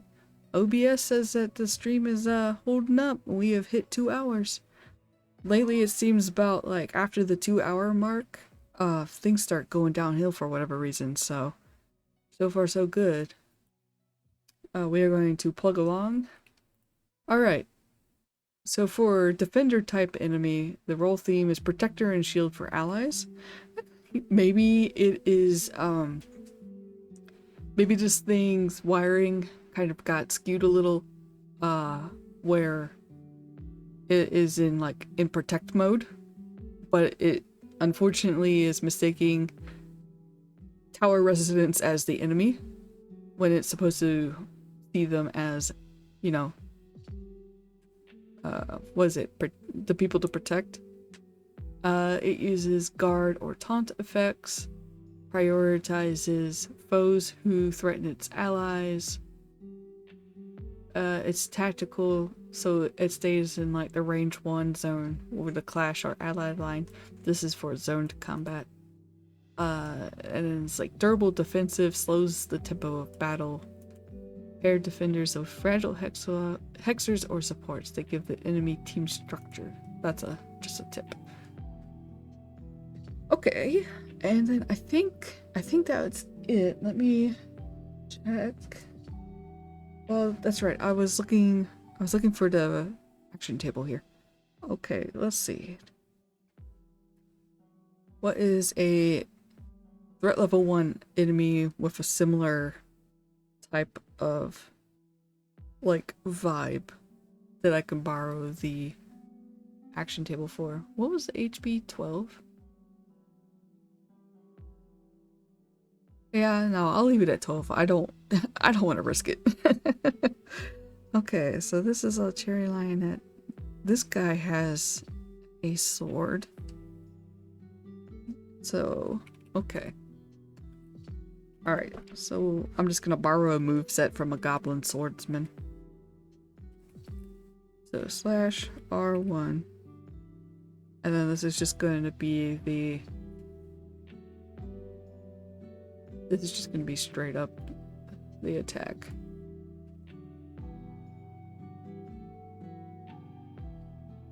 So slash attack.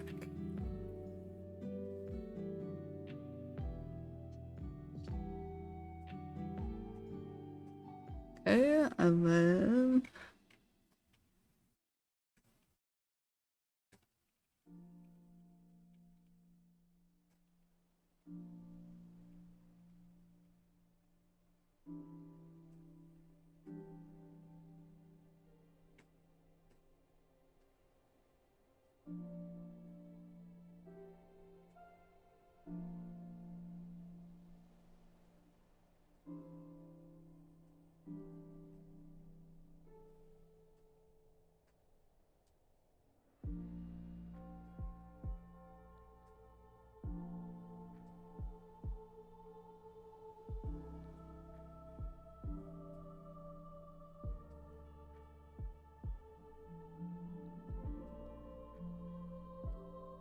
Alright, this next one is not really a tank move. So I think maybe I'll borrow from the Goblin Brute.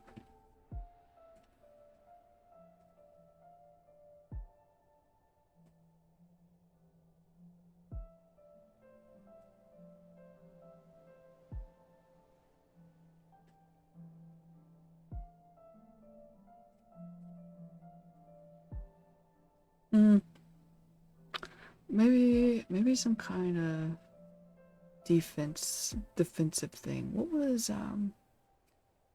the defense that I used here? This one. I'll do that.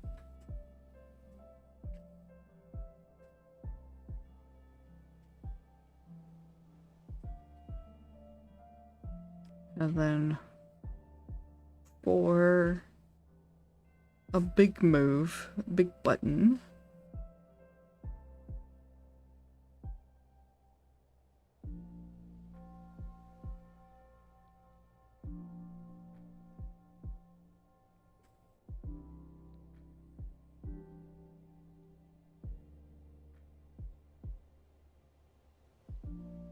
Some kind of big ouchie.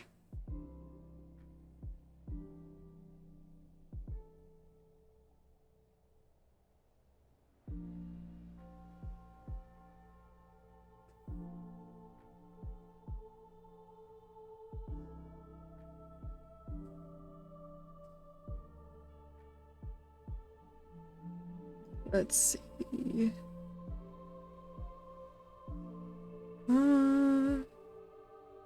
Yeah, not really seeing something that I could borrow. Seems like it's less about big ouchie and more about applying a status effect. So maybe I will look at statuses. Statuses are page 96, or at least they were. I have not updated updated the page marker, so it might not be 96 anymore. Oh, it is still 96. Nice. Okay, so let's see. What's a status that I could apply that would make sense?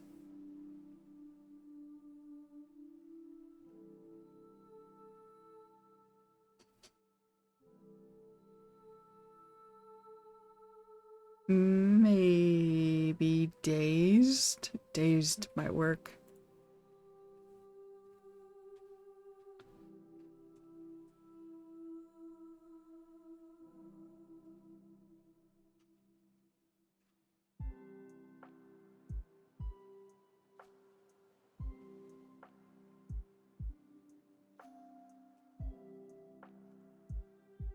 Call it electric zap. And then,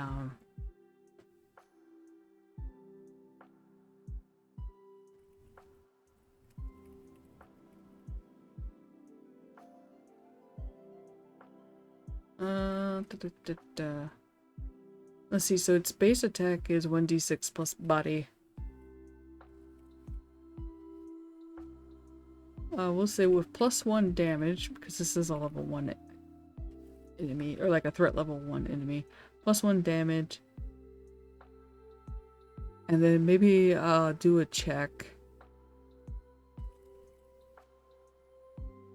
We'll roll plus body plus maybe soul.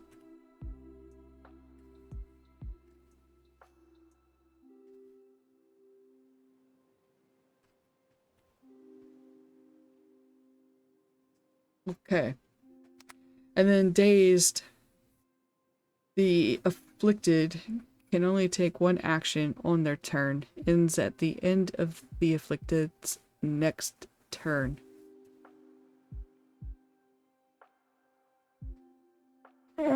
So, yeah, I think that works.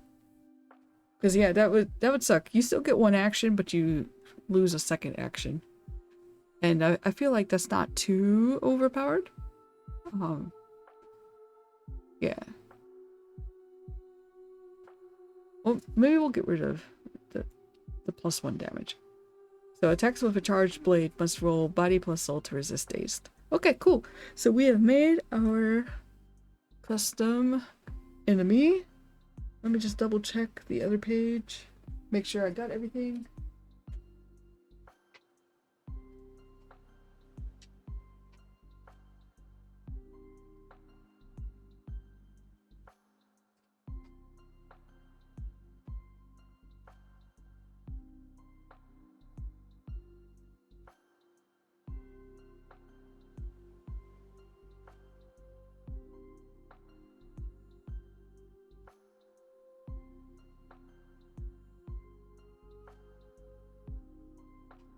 Oh, you know what? I don't know if I ever saw it before or not, but there's actually stuff now to help with making an action table. Go figure. Well, that's all right. I feel like this is pretty good.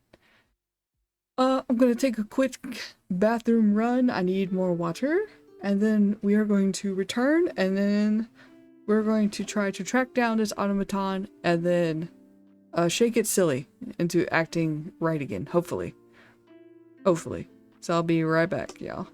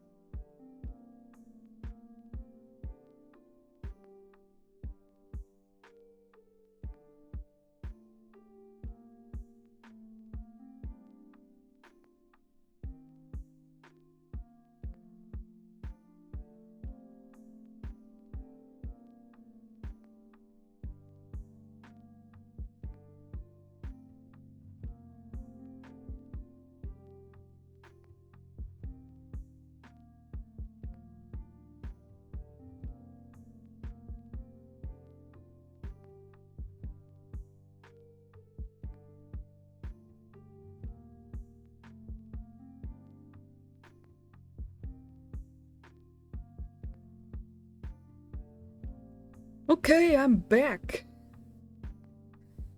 Alright, went ahead and heated myself up another pack of Pop-Tarts for my munchie.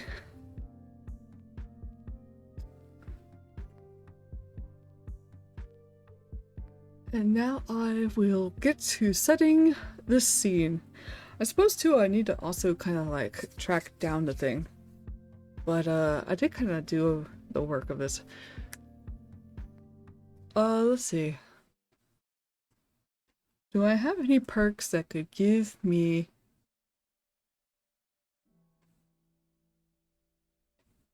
Probably not, because this is not a creature.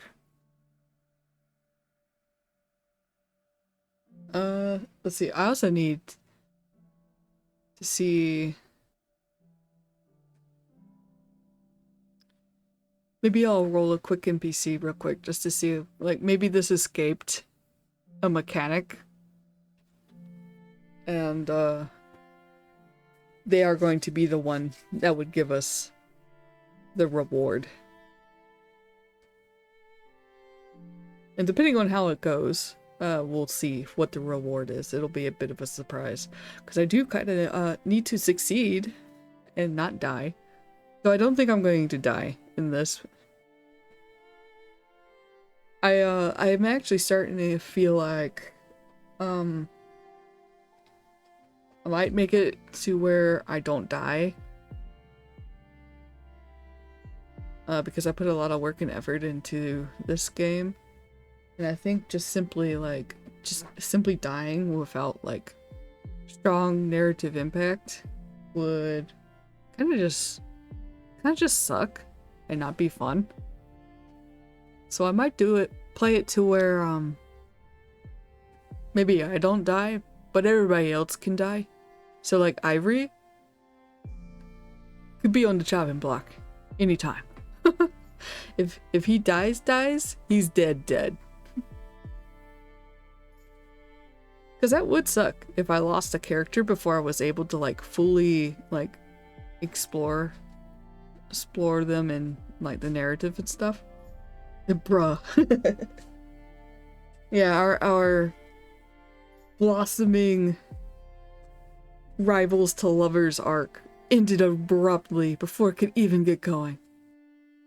Taking out the most beautiful man in existence is wild. Yeah, I'll do it.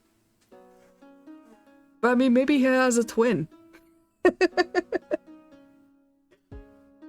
Let's see. What was I looking for?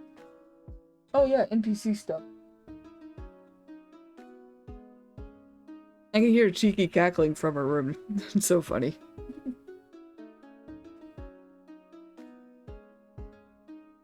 Okay. NPC, I need an NPC. Where are... There we go. I just need a quick one real quick. A quick one real quick. Wow.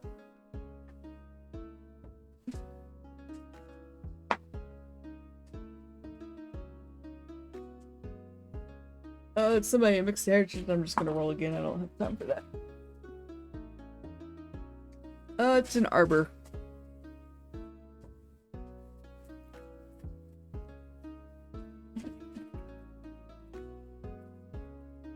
And of course, now a cat has to use the litter box. I need to moderate myself. You're okay. I think it's really funny when I hear you from the other room. And I don't think the microphone picks you up, so you're probably fine. I just think it's really funny because something will happen and I'll just hear her respond in real time. Alright, let me write while I eat.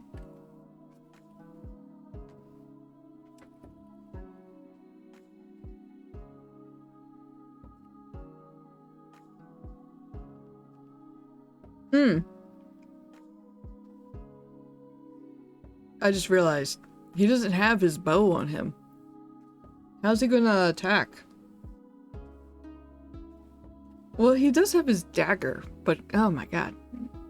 Just a dagger?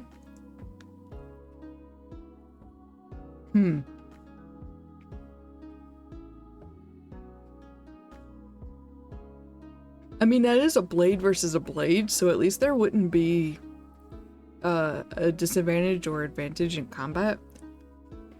But daggers only do a d4.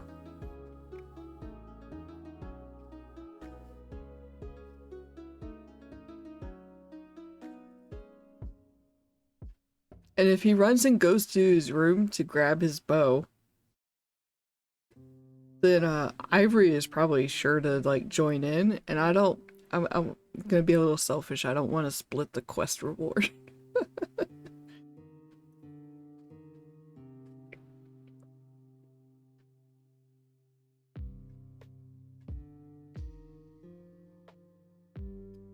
Ooh, maybe I could say that this person like enchants them a magic bow for a little while or something.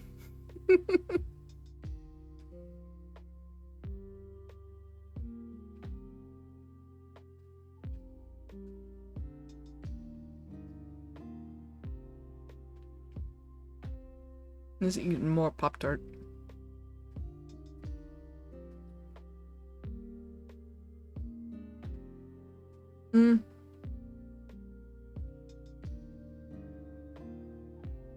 I'm gonna roll a 50-50.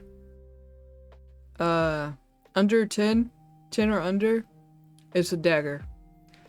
Over 10, he gets a magic bow for a little while. Same stats. Oh, he rolled a 1. He's fucked. It's a dagger.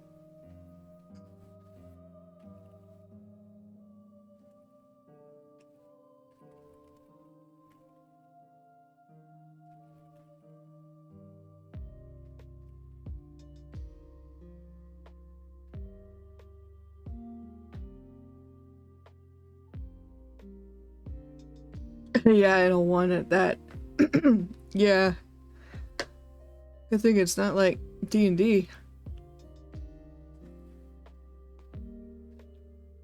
He probably wouldn't have a dagger at all.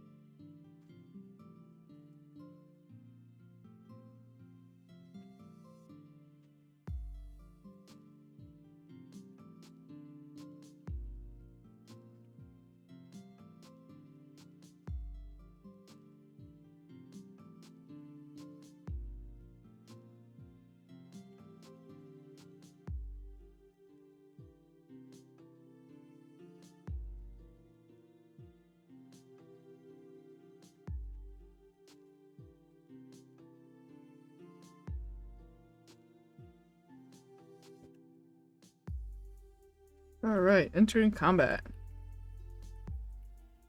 Exciting. I have not done combat in a while. Alright, so as Catelyn continued down the hall, a sudden commotion erupted before him. An automaton burst from a side room, swinging its brass arms wildly. Catelyn froze, and the automaton locked its eyeless gaze upon him.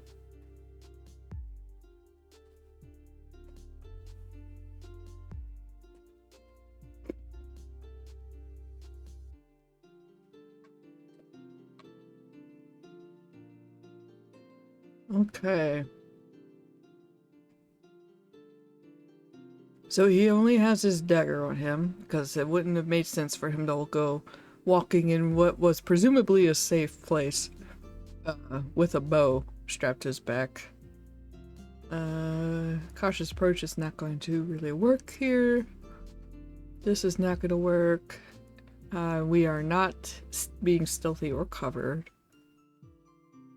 Although I guess I could have rolled to see if he got noticed. But, he rolled a 1. Let's see. So we have a dagger.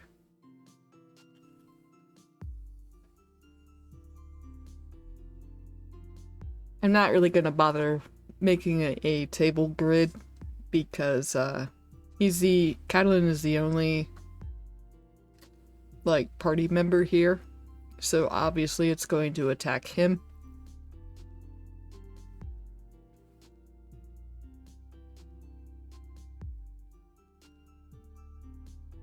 And let's see, heroes get to go first.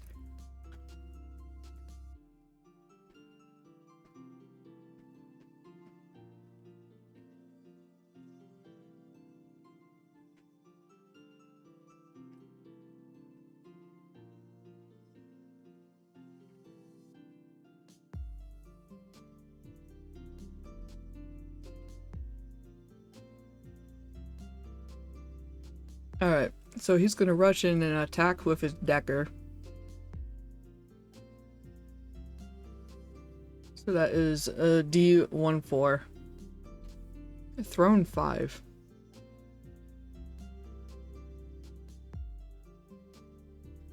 Oh, I think that's just a range of 5, maybe. I can't remember. I'd have to check.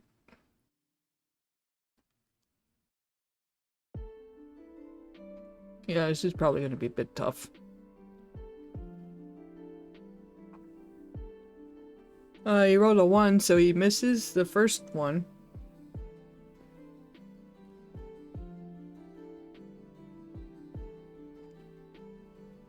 And let's see, I think did it make a beeline to him? I would think so, because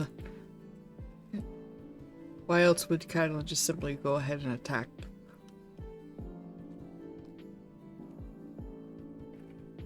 So he rushed Cadlin. Alright, so first attack.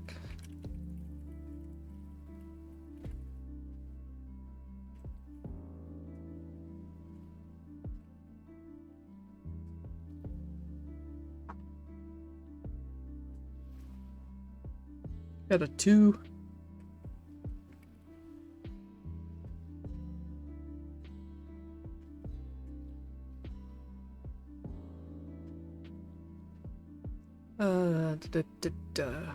Let's see.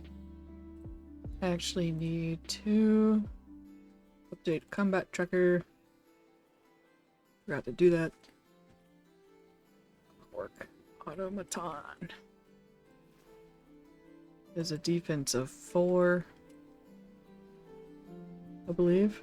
That was a 4, right? Yeah, 4 and 12. Oh, this might not be good. And then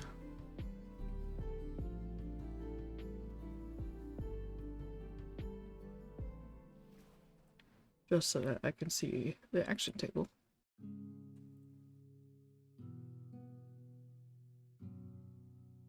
No, I want to grab the scroll bar. Fine.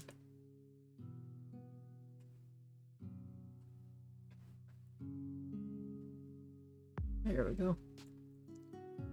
Okay. Alright, so that is... oh wait, do counters... Can it counter if I missed? It's been a while since I ran combat. Y'all have to bear with me. And combat is my weakest thing about this game. Let's see.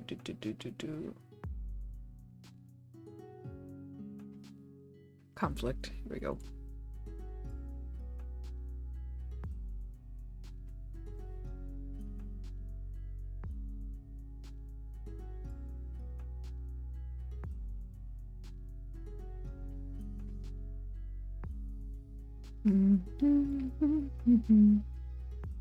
Counters.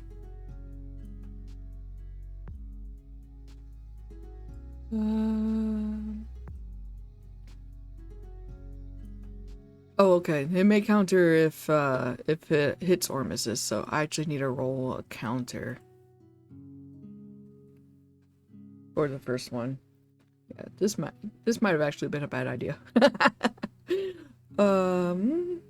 So it's a D6. Yeah, a D6 plus buddy. Use the red one for enemy. A 4 So 4 plus its body was 2. So that's 6. Oh, Catalan's defense broken already. Right off the bat. Okay.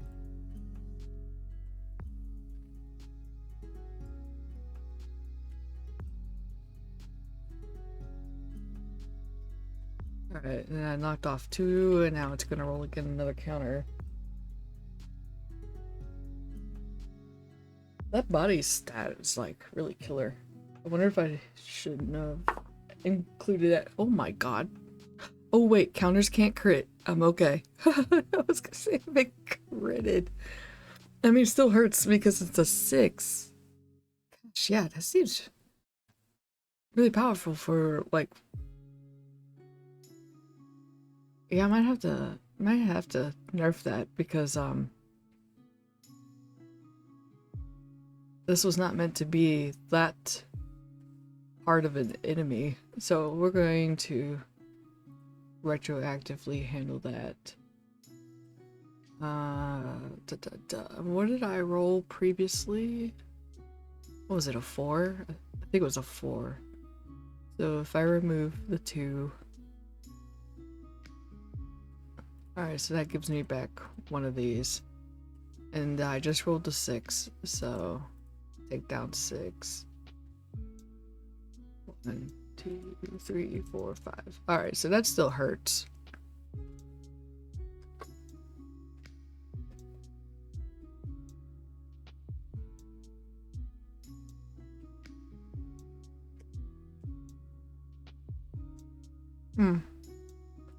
And I got defense broken.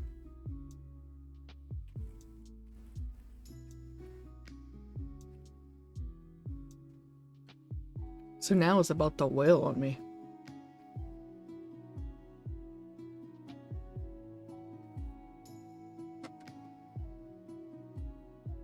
Yeah, this was probably not a good idea to not have my bow.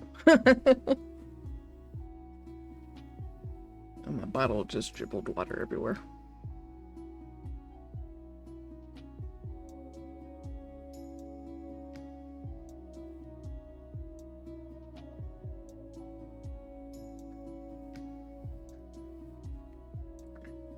Okay. It got all wet.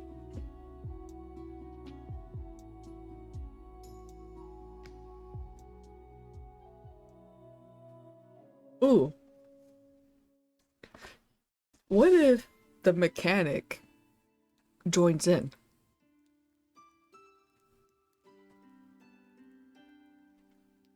Because obviously this thing just came rushing out and started attacking somebody.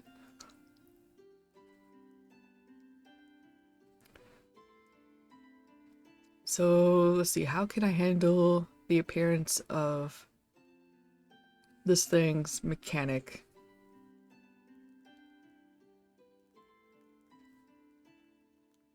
I like that. Yeah. Yeah, because I wanted to, like, a little mini side quest. I didn't want, like, a whole, like, possible death encounter.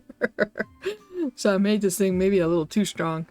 And then I had forgotten to consider the fact that Catalan didn't have his bow on him. Because the bow does D8? Was it D8 or D6? Yeah, it does a D8. And then the dagger, yeah. If you roll a 1, it's a miss.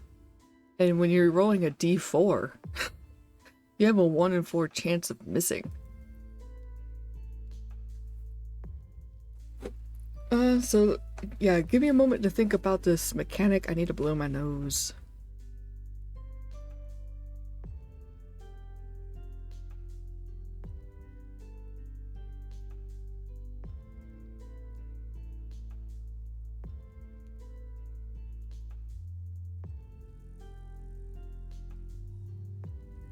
Alright, so the mechanic comes rushing out.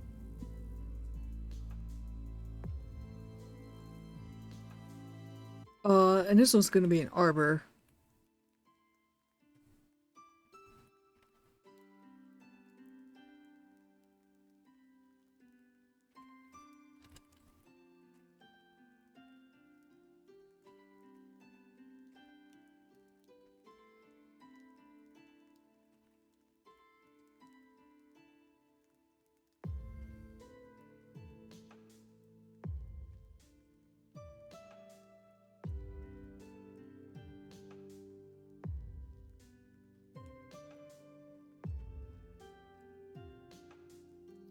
Let's see.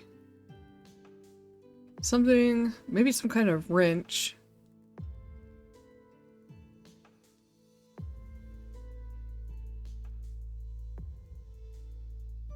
And I don't think, it's probably not going to really attack this person because, it's going haywire and it's locked eyes on Catalan. So it's probably not really going to get too distracted. So I probably won't have to worry about doing HP and stuff for this person, who is probably not going to really appear again. Unless certain things happen, but I won't get into those because I think that's like a NDA thing. But let's see. So for an attack, let's see, there was that table for attack stuff. I could use that. That sounds like a breaker.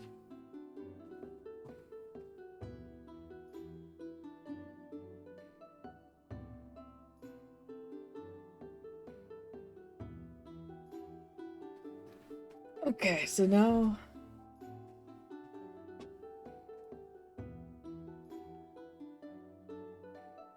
probably make it a D6.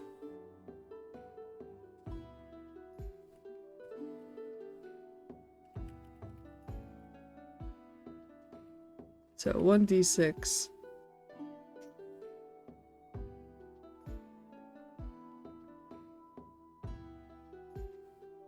And it's a breaker type.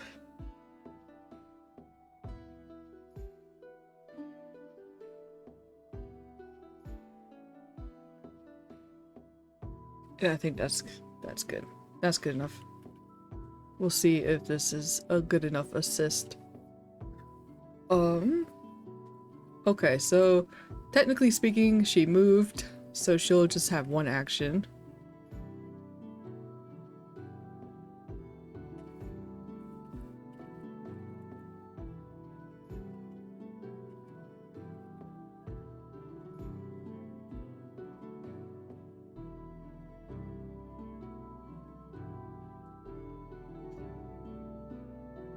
And attacked with a d6.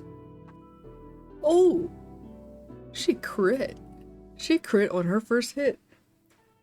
And, because she rolled the max of the die. So that's going to be 6, and then we just keep rolling. Because if we roll another 6, we'll just roll again. But it's a 5, so that's good. Alright, cool. So I think I made a good call here. Alright, so this thing is going to take, it's going to be defense broken, and let's say 11 minus 2 is 9. No, okay, 12 minus, yeah, you see the difference between that and a dagger. This is just a wrench. Oh. Wait, triangle. I need to check the triangle. Check the triangle. Cheat sheet. Oh shoot, it's a disadvantage. Okay. Blade beats breaker. Oh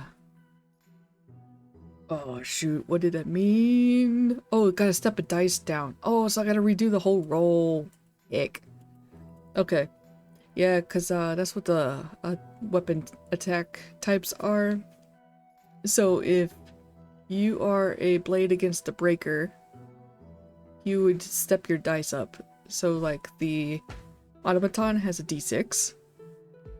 If it was attacking this mechanic, it would get a d8 instead of a d6.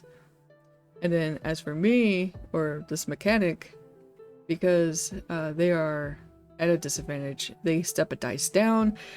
So it's gonna be a d4. Bummer! That was such a strong first, like, swing, but I forgot about the triangle. Oh! Guess what? She rolled a 4! So she crits anyway! Oh, that's awesome. Okay, so 4, and then I'll roll again. 1, so that's a 5. Okay. Alright, so this is still broken, but now instead of that, it's going to be 3. So drop that to a 9.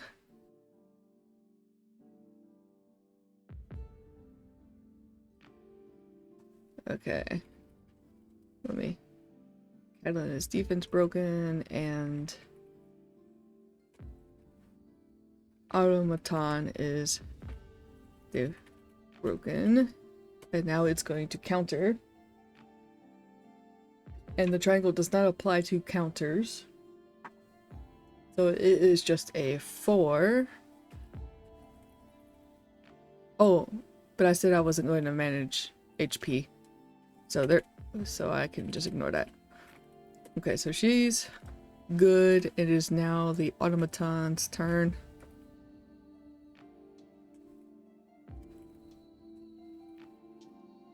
Action 1 is going to be to attack Cadlin. Wow, what a beast. Yeah, maybe it's a big wrench. Okay, so now this is where I will roll on its action table and find out what it's going to do to me. Hopefully nothing too terrible. I would like to survive this so I can get money. 4. Taunt. Player within R2 rolls soul plus gods. Failure. They must attack the automaton with their next attack if able. There's no point in doing that because he already will attack it. There's no other enemy. I probably should have done something different for that one. But like I said, I might use these in the future. So it's alright, I guess. Cadlin needs a break. Taunted Cadlin. Action 2. It rolled a 6, so it's gonna be Electric Zap.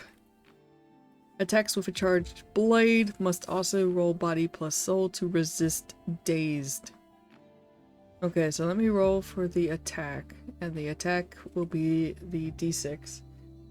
Oh, shoot, you know what? I'm using a dagger. I also fall under... Oh, it's okay. I also fall under the triangle. Bows ignore the triangle. Ranged weapons are not part of the triangle.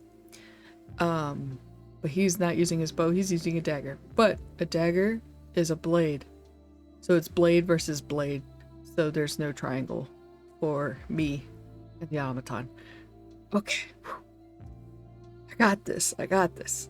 What was I rolling?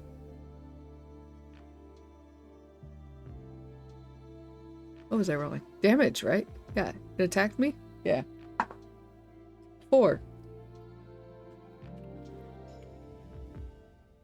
Action 2. Electric Zap.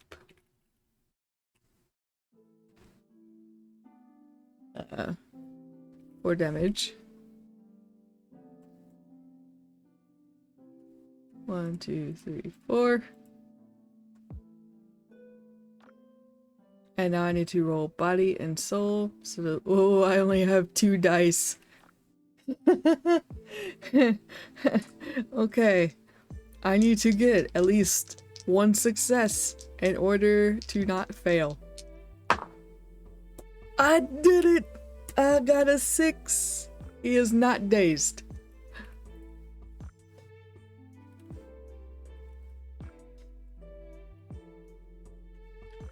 He is unfazed. Okay. Also, I get to counter.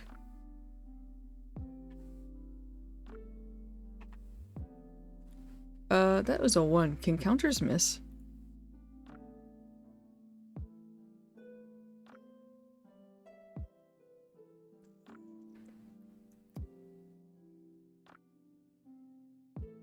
I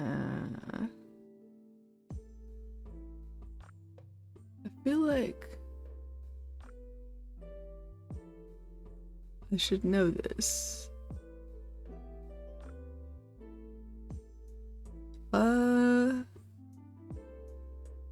I'll have to check. I'll have to ask somebody later. I cannot remember if counters can miss. But we'll just say...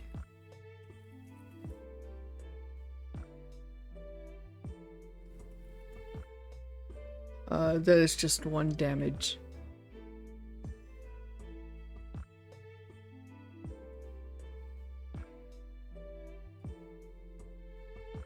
Okay, and I believe with that,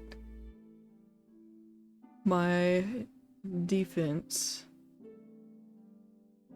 Let's see, so... I got defense broken during a counter on my turn.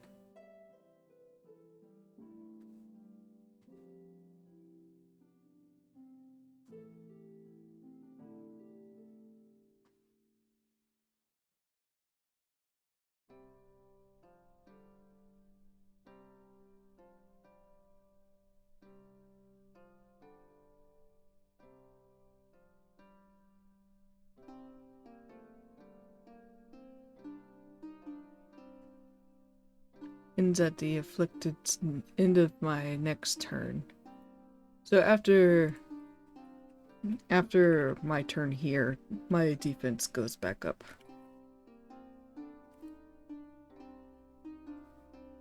Alright. Round 2.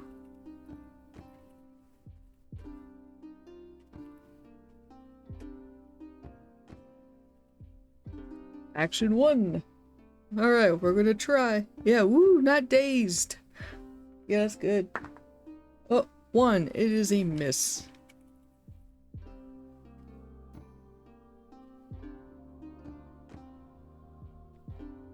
And then... counter.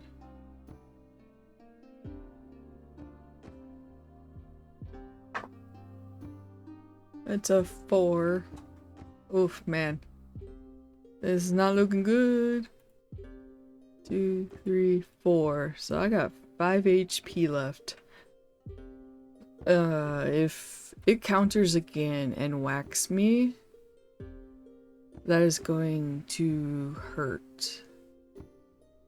Let's see, can I roll a class die during battle? I think I can. Where's my cheat sheet? As an action during combat too. Okay. Okay, so I do have 1 class die. And if I don't attack, it can't counter. So that works. And then my defense is going to refresh. So yeah, I think I'm gonna roll a class die and then see how much I heal for. My class die is a D4. Just the 1, because I'm level 1. Hey, 3! Nice. Okay, so I heal for 3. Bumps me back up to 8.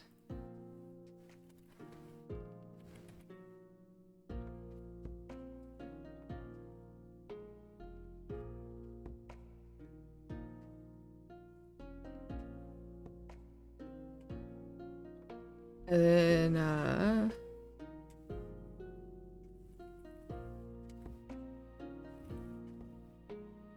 and then my defense restores back to 5. Because my defense broken status clears. And now it is going to be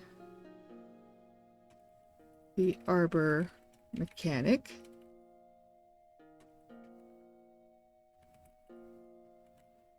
Going to attack both actions. Just gonna wail on it with her wrench. Oh, it's a D4, that's right, not a D6. Oh. Guys. She crit again. Why do I get a reward? I think, why am I the adventurer? I think whoever this lady is. This lady here is the real hero of this campaign. She is the warrior of light.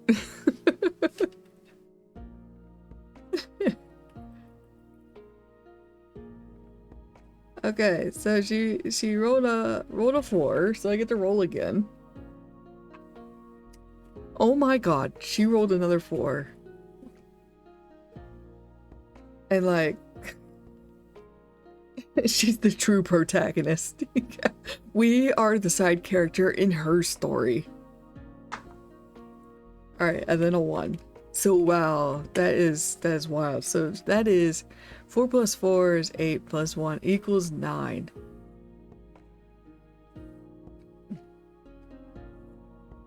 I need to actually check. Did this thing's defense break? Okay, so it's reduced to 0. Effects last until the end of the attacker's next turn. Okay, so it has refreshed, unfortunately. Okay, so back up to 4. However, that was a total of 5. So it's defense broken again. Loses 1 HP.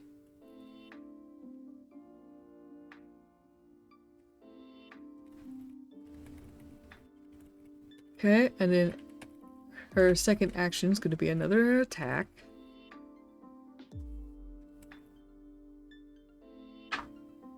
Okay, it's just a 2. I was going to say, if she crit again. And I know it's not like a rig of the dice because I rolled the same dice for myself. Okay, so its defense broken again and it loses 2.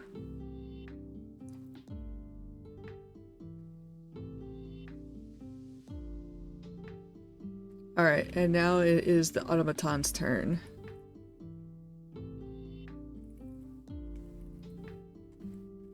It's going to attack Catelyn. Or do something of that nature.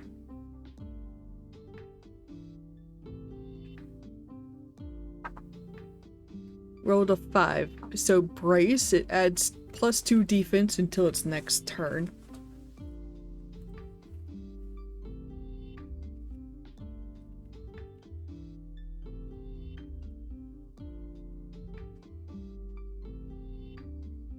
Alright, so that's gonna add 2 back to its defense counter. And then action 2. Oh, 5 again. Which, I guess that's just gonna stack.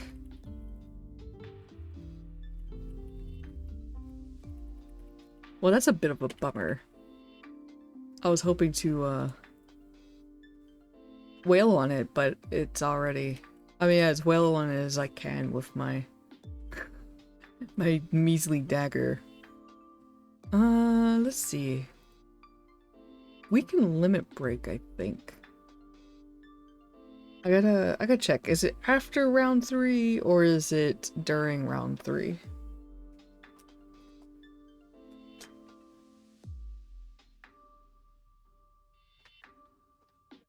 Wait, back here. Limit breaks. Bring it closer to the mic. Limit breaks. These are special abilities that a player can use after the 3rd round of combat has passed. Each limit can be used once per combat, and all players can equip up to 1 limit break. This can be changed during a short rest. Alright, so it's after the 3rd round of combat has passed. Alright, so we can't use it yet. That's actually going to be kind of interesting. What is my limit break? Does that require a bow?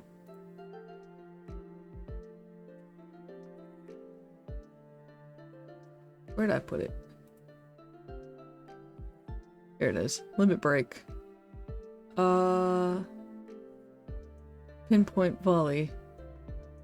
Make an attack roll and apply the result to each target. Okay, so it doesn't need a bow. However, it's basically an AoE attack. So it's not very useful here anyway.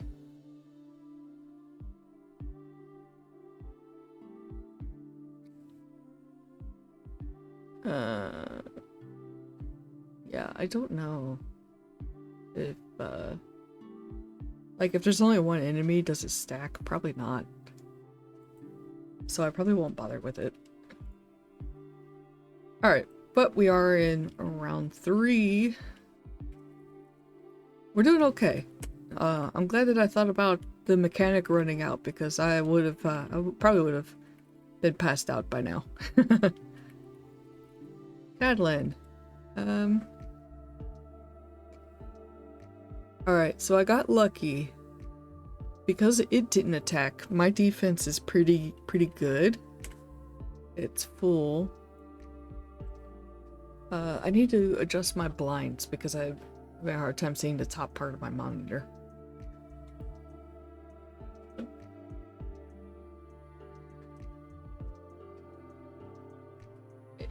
It did stop snowing, so that's cool. By the time we wrap up the stream, snowplows will probably have gone through. The store I'm going to grab groceries is a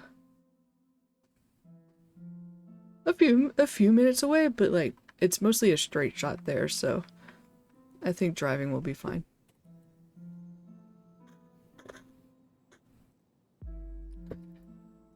Okay. Yeah, we're gonna go for it. I'll take the first action as an attack, and we'll see how the response goes. I'd like to actually hit. That'd be nice.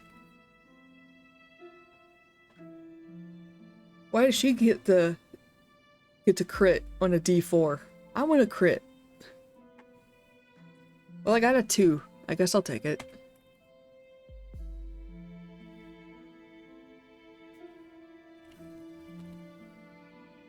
So that's 2 defense down. Gonna counter. That's a 2, so that's not that bad. Alright, I'll take another swing at it then.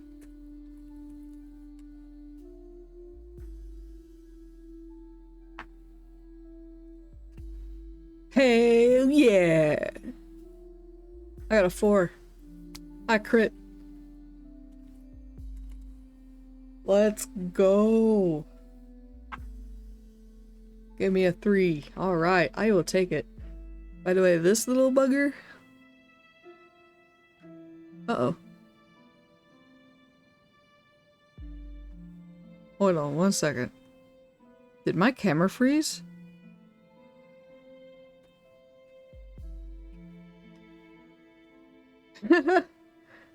Are you rolling dice? I think your dice cam is frozen. Yeah, it appears to be frozen. That's odd. I've not seen that happen before. Oh, it has unplugged itself? Okay. That's cool. Let me restart it. Did I pull on the cable? Nope, it's good. The stream is still good though, right?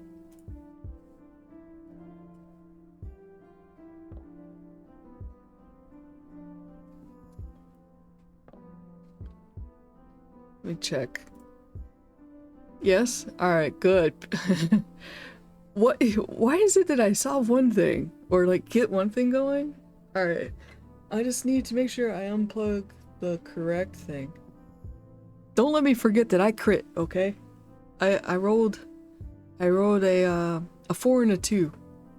Did I write that down? Or a 4 and a 4 and a 3. Oh, I would have gotten that wrong. I would have been sad. Okay, 1 second. Let's see, which one was the camera?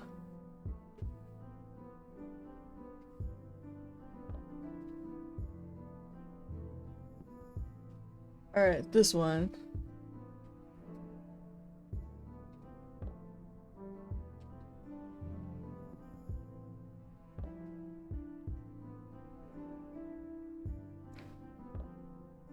Rolled a 4 and a 3, which was a crit.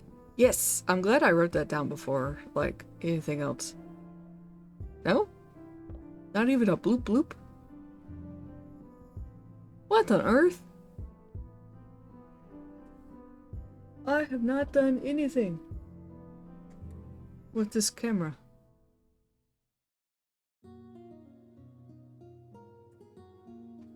And it just pooped itself.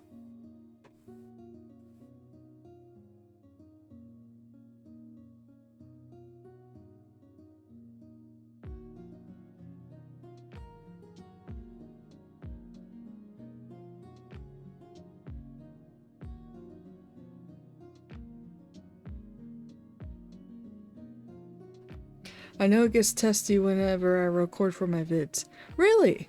This is the first time that I've had an issue with it.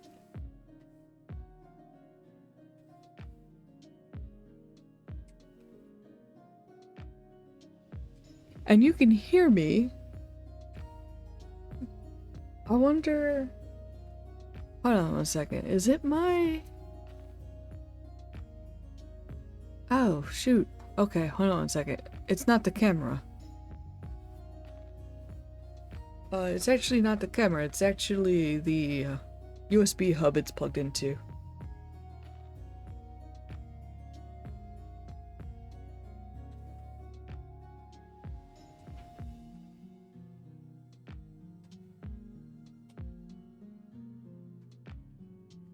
Alright, let's see if that works. Yeah, because my microphone is plugged into the tower, but the camera is plugged into the splitter. And my external is also plugged into the splitter. And, oh, shoot. Okay. So that didn't work. I think I would basically have to, like, restart the computer. But we're not gonna do that. Because, we're getting close to the end of this session. Oop. Let's see. Alright, so I'm just gonna hide the camera, thing. Alright, yeah, because I think, the USB port thingy is, I don't know. It might be having issues. I hope not. But, I think this the last time this happened, I had to restart the computer. And obviously I don't want to do that when I'm on stream. So you're just gonna have to trust me that I'm rolling my dice. Okay, so I got a 4 plus 3. That's a 7. 7 against the enemy. Let's go. Guys, look at that. That is 7, yeah. 4 plus 3? Yeah, I'm not, I can still math. Look at that.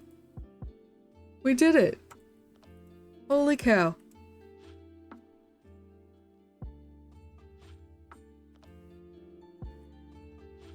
Roll them louder so we can hear the result. I mean, it's not a... It's got, like, that fake suede lining. But that last roll that broke my camera. It did it. We defeated the automaton, which is great. I'm a little sad that I couldn't do it on my own, but I had forgotten that he doesn't have his bow on him. So it wouldn't make sense for him to run, go get the bow, you know, come back, fight it, but still be, like, alone anyway, so... Alright, so combat has ended.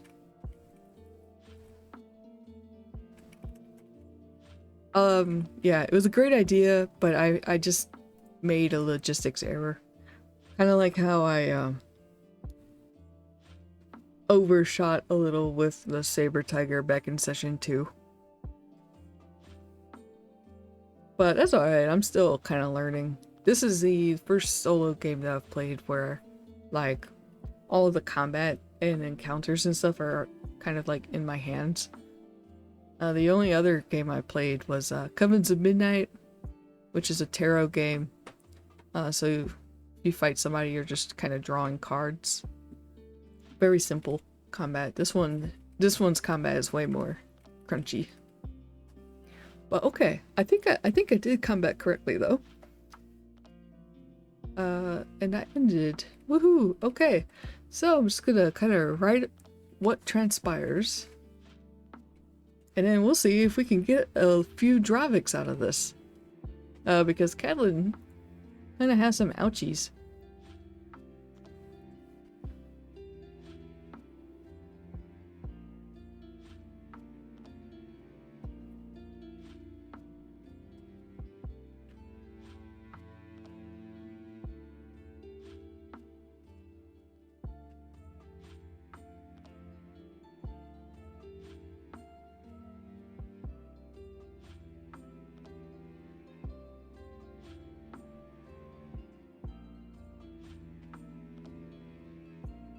And XP, you're right.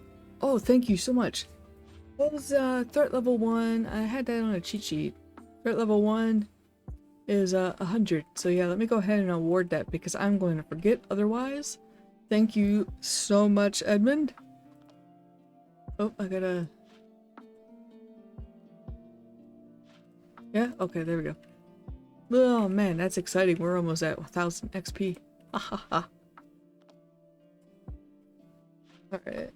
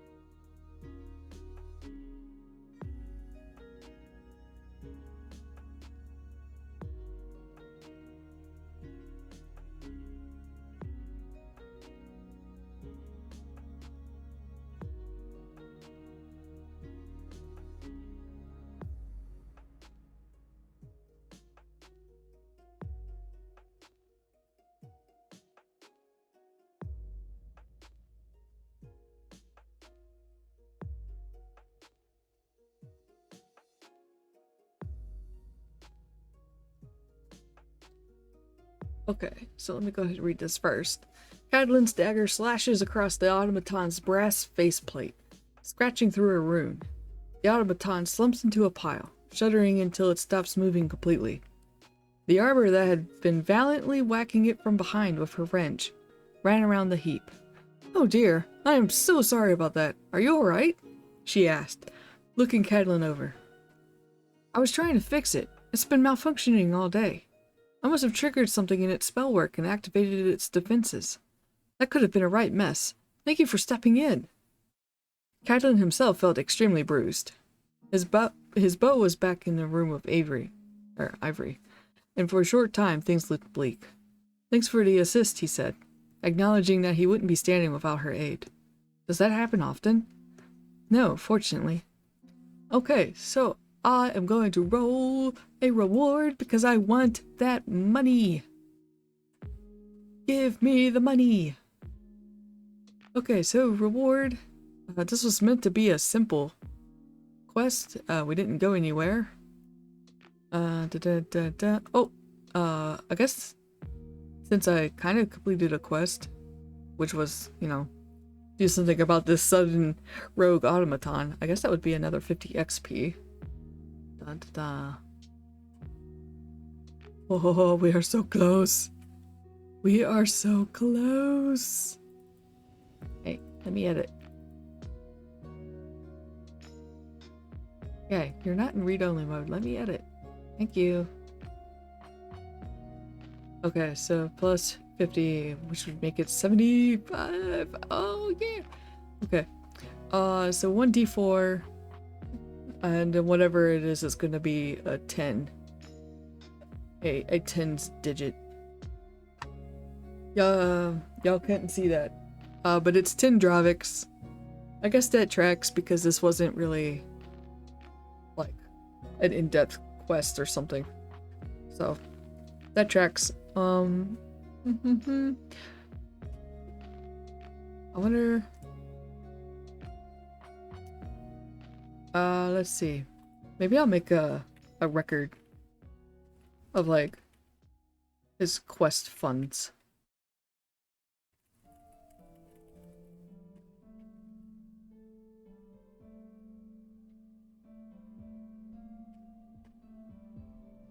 But this wasn't really something from a regular quest. This was kind of like a side thing. Do I want? No, it probably should. I probably should just to make it simpler. So he'll still have to pay the commission fee on it, but current quest rewards is 10 Draviks. Because later I'll have to deduct 50% out of it for my commission fee. Alright, so back to the scene.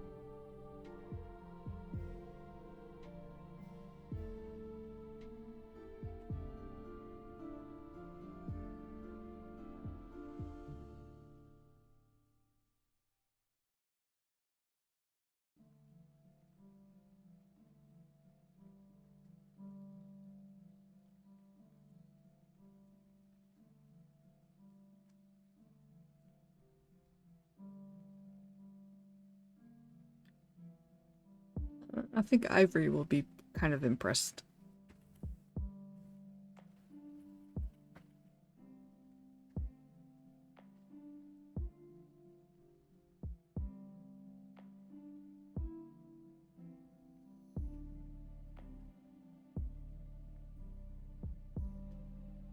Let's see. Okay, yeah, let me go ahead and read this. Like, no, fortunately, she fished around in her pockets. I don't have much, but here, please take this as my thanks. Cadlin accepted the tin drawvex graciously and returned to his room. What happened to you? Ivory asked as he stepped inside. You look like you've been run over by a cart horse. Cart included. An automaton went rogue, so I helped stop it, Cadlin explained. I didn't have my bow, but I had my dagger. Ivory looked impressed. Just a dagger? Good job, I guess. Okay. I was gonna kind of make it to where, I was just gonna continue to let wow, what was that? To let Cadlin heal the fool overnight. Because I don't see why not. That's well more than a short rest and everything. Excuse me. But I wonder if I could do like just a little bit of narrative. A little bit of narrative juice. Let's see his, because Ivory has the perk Hospice Care. During a short rest, your camp restores +1 d6 additional HP and SP for all allies. That's like, we're not doing a short rest, it's kind of more of like a long rest, but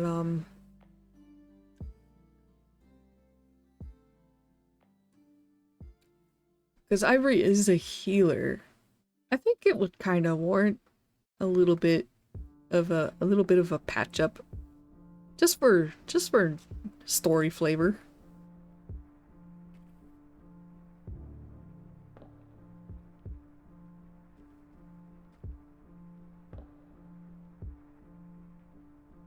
And then we'll make our table, our special table, to cap the session.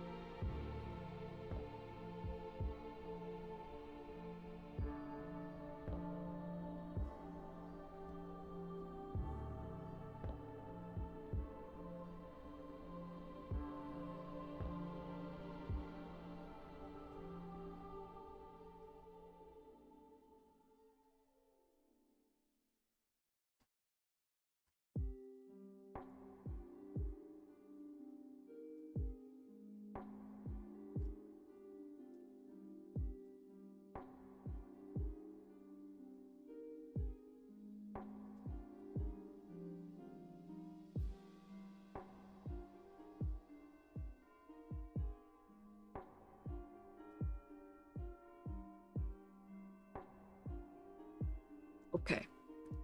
To Cadlin's surprise, Ivory gestured at him to come closer. When Cadlin obliged, Ivory looked him over and gently prodded at a sore spot here and there. Well, nothing a little rest won't cure, just some bruises, Ivory said, then raised an eyebrow at Cadlin's surprise. What? I am a healer. That's my job. Also, you're the one who has to guide us back to Winford in the morning. I can't have you passing out on me. Cadlin grunted a reluctant thanks and prepared for bed. Alright, here it is, y'all. Time to create our special little table and see how the guys sleep tonight. That is where we'll end the session. And then Tuesday we'll find out how they managed to get back to Winford. But first, let's craft this table.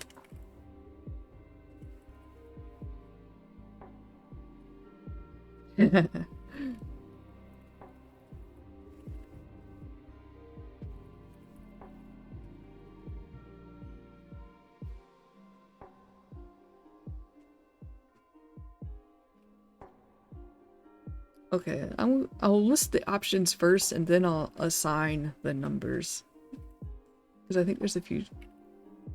So I think the worst option, whatever it is gonna be a 1. And that is both sleep terribly.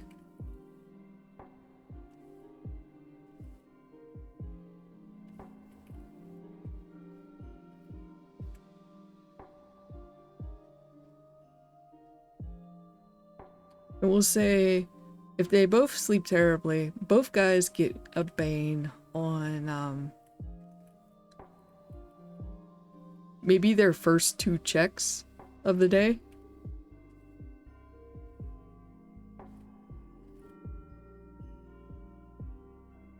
Or first two rolls.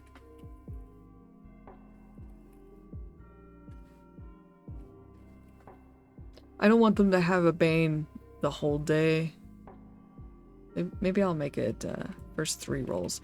But I don't want them to have a bane the whole day because that might be a little too challenging. Both of them are still level 1. But hey, if we manage to get back to Winford and complete this quest, Catalin's gonna level up. Which means Ivory will also level up. Okay, so both sleep terribly. And then...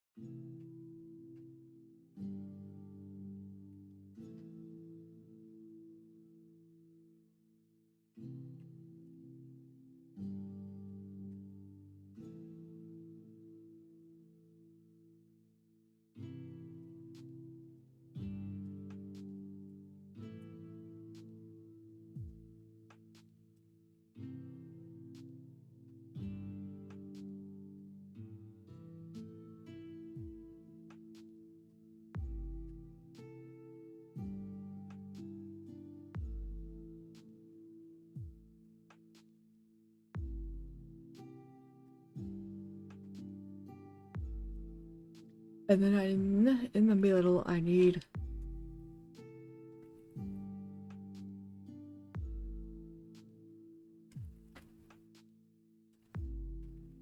kind of like a neutral. Let's see, 1, 2, 3, 4, 5, 6, 7. Alright, so a 1 would be this. 2 would be that. A 3. This would be a 4 and a 5. This is a 6. Oh, come on. 7 and 8. Okay, so I have a D8 table.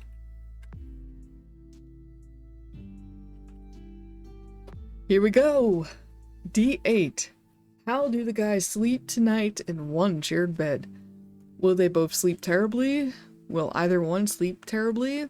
If they sleep terribly, there is Bane on the first 3 rolls of the day. They can get neutral sleep where both guys just sleep fine.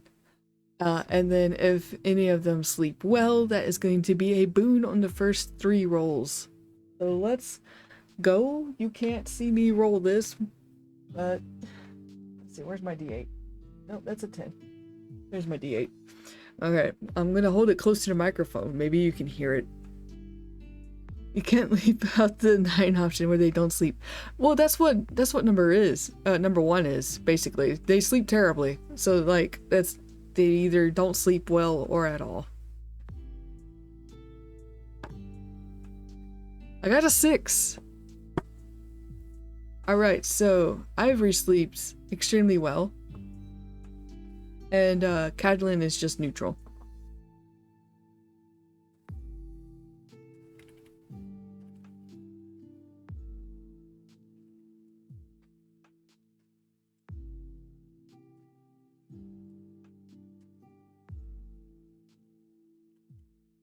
Okay. And I think this could be kind of an interesting thing for us. Cadlin obviously wouldn't really have too much insight into this. But so why did Ivory sleep extremely well? Is it just because he's just that unaffected by sharing this bed with Cadlin overnight, despite not seeming to like him?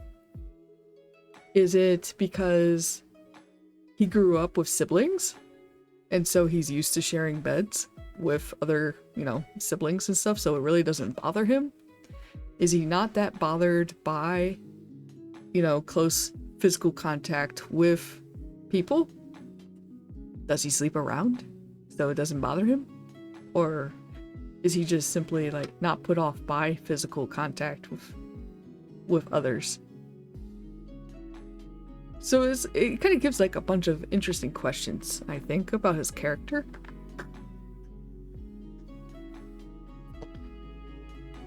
I don't think we could really answer them right now either. Feels like we're still kind of getting to know Ivory as a character. And then Cadlin obviously is getting, like, just barely starting to get to know him as a person. But, I think Cadlin might at least take note that Ivory seems to be very well refreshed. And Cadlin is just glad that he slept.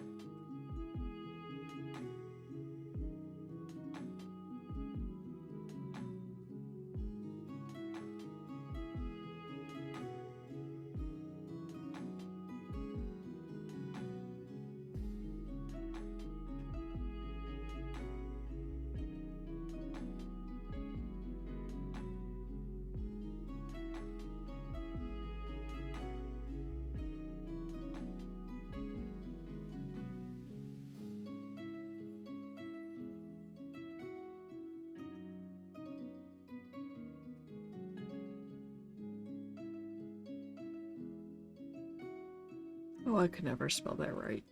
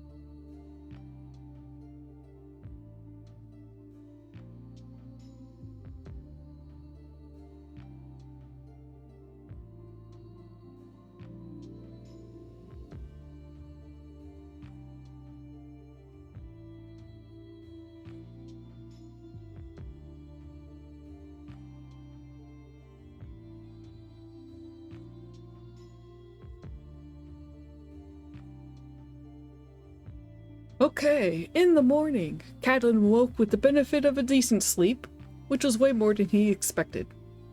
Falling asleep hadn't taken much.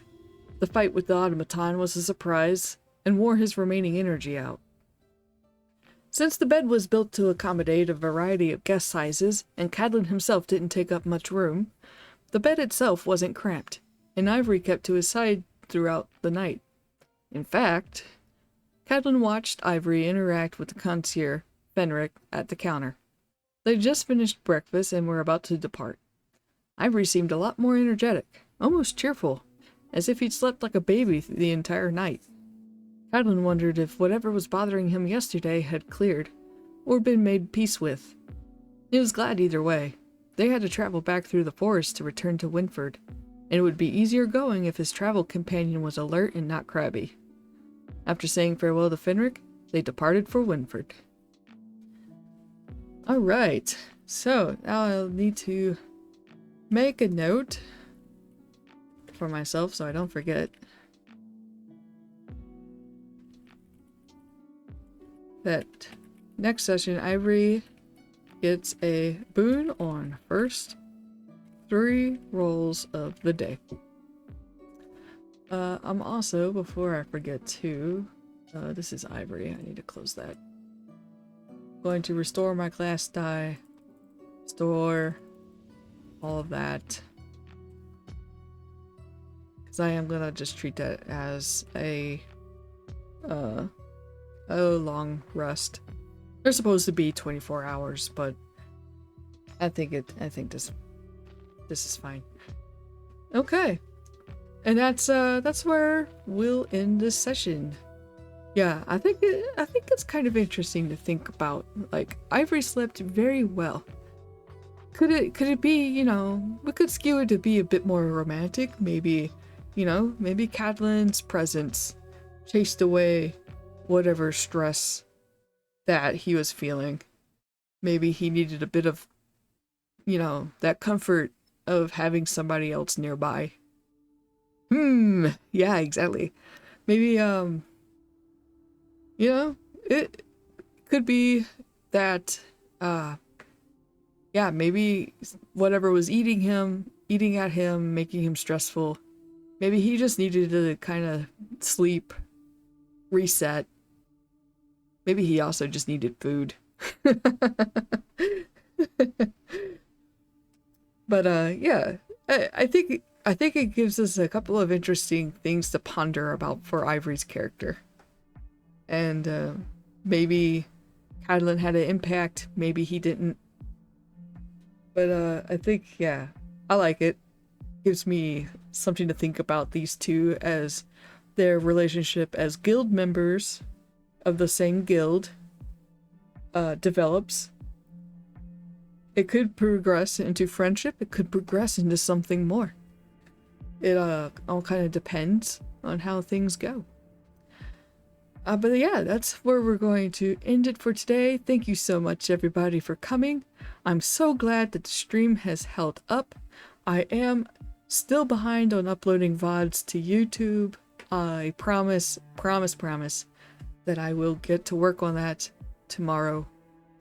It just slipped my mind. I got a little busy, and yeah, so the next stream is going to be Tuesday.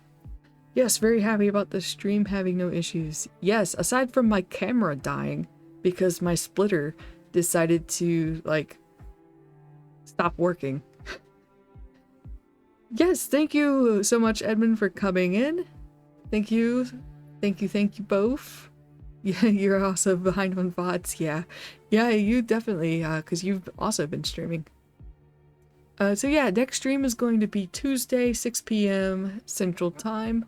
It's Tuesday again instead of Thursday because we're actually going to go watch Markiplier's movie, Iron Lung, on Thursday night. So that's sure to be fun. I don't know anything about Iron Lung, the game. I think Cheeky does. But I think it's going to be pretty rad. Super cool that he was able to make it happen and get it into theaters. But yeah, anyway, yeah, thanks for coming again. Let's see. Got to actually do the thing. Let's see, is anyone live right now? Oh, well, he's live, but I don't think anybody's gonna I don't think anybody's gonna care about that one. Okay, let's see what's going on in the tabletop category.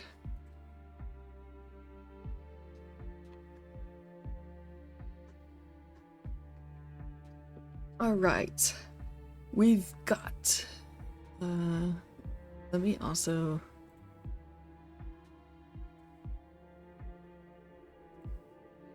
put on English just to make sure.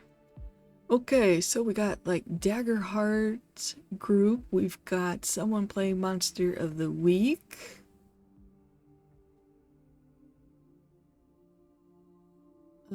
Some Pathfinder. I don't know what this one is.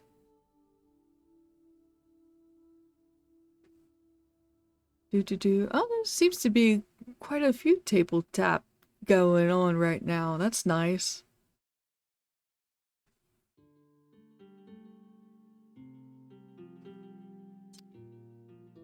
Let's see. I don't know what that one is. Let's see. Okay. All right. What do we got? Oh, Fabula Ultima actual play. Okay. So we are going to raid Tales from the Table Studios. If it'll let me.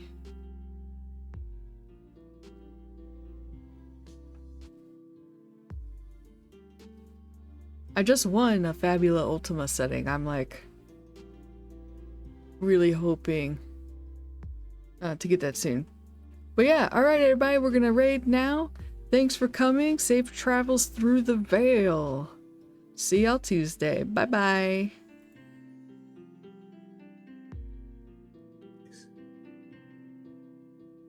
I think there was a small settlement that was being harassed by bandits.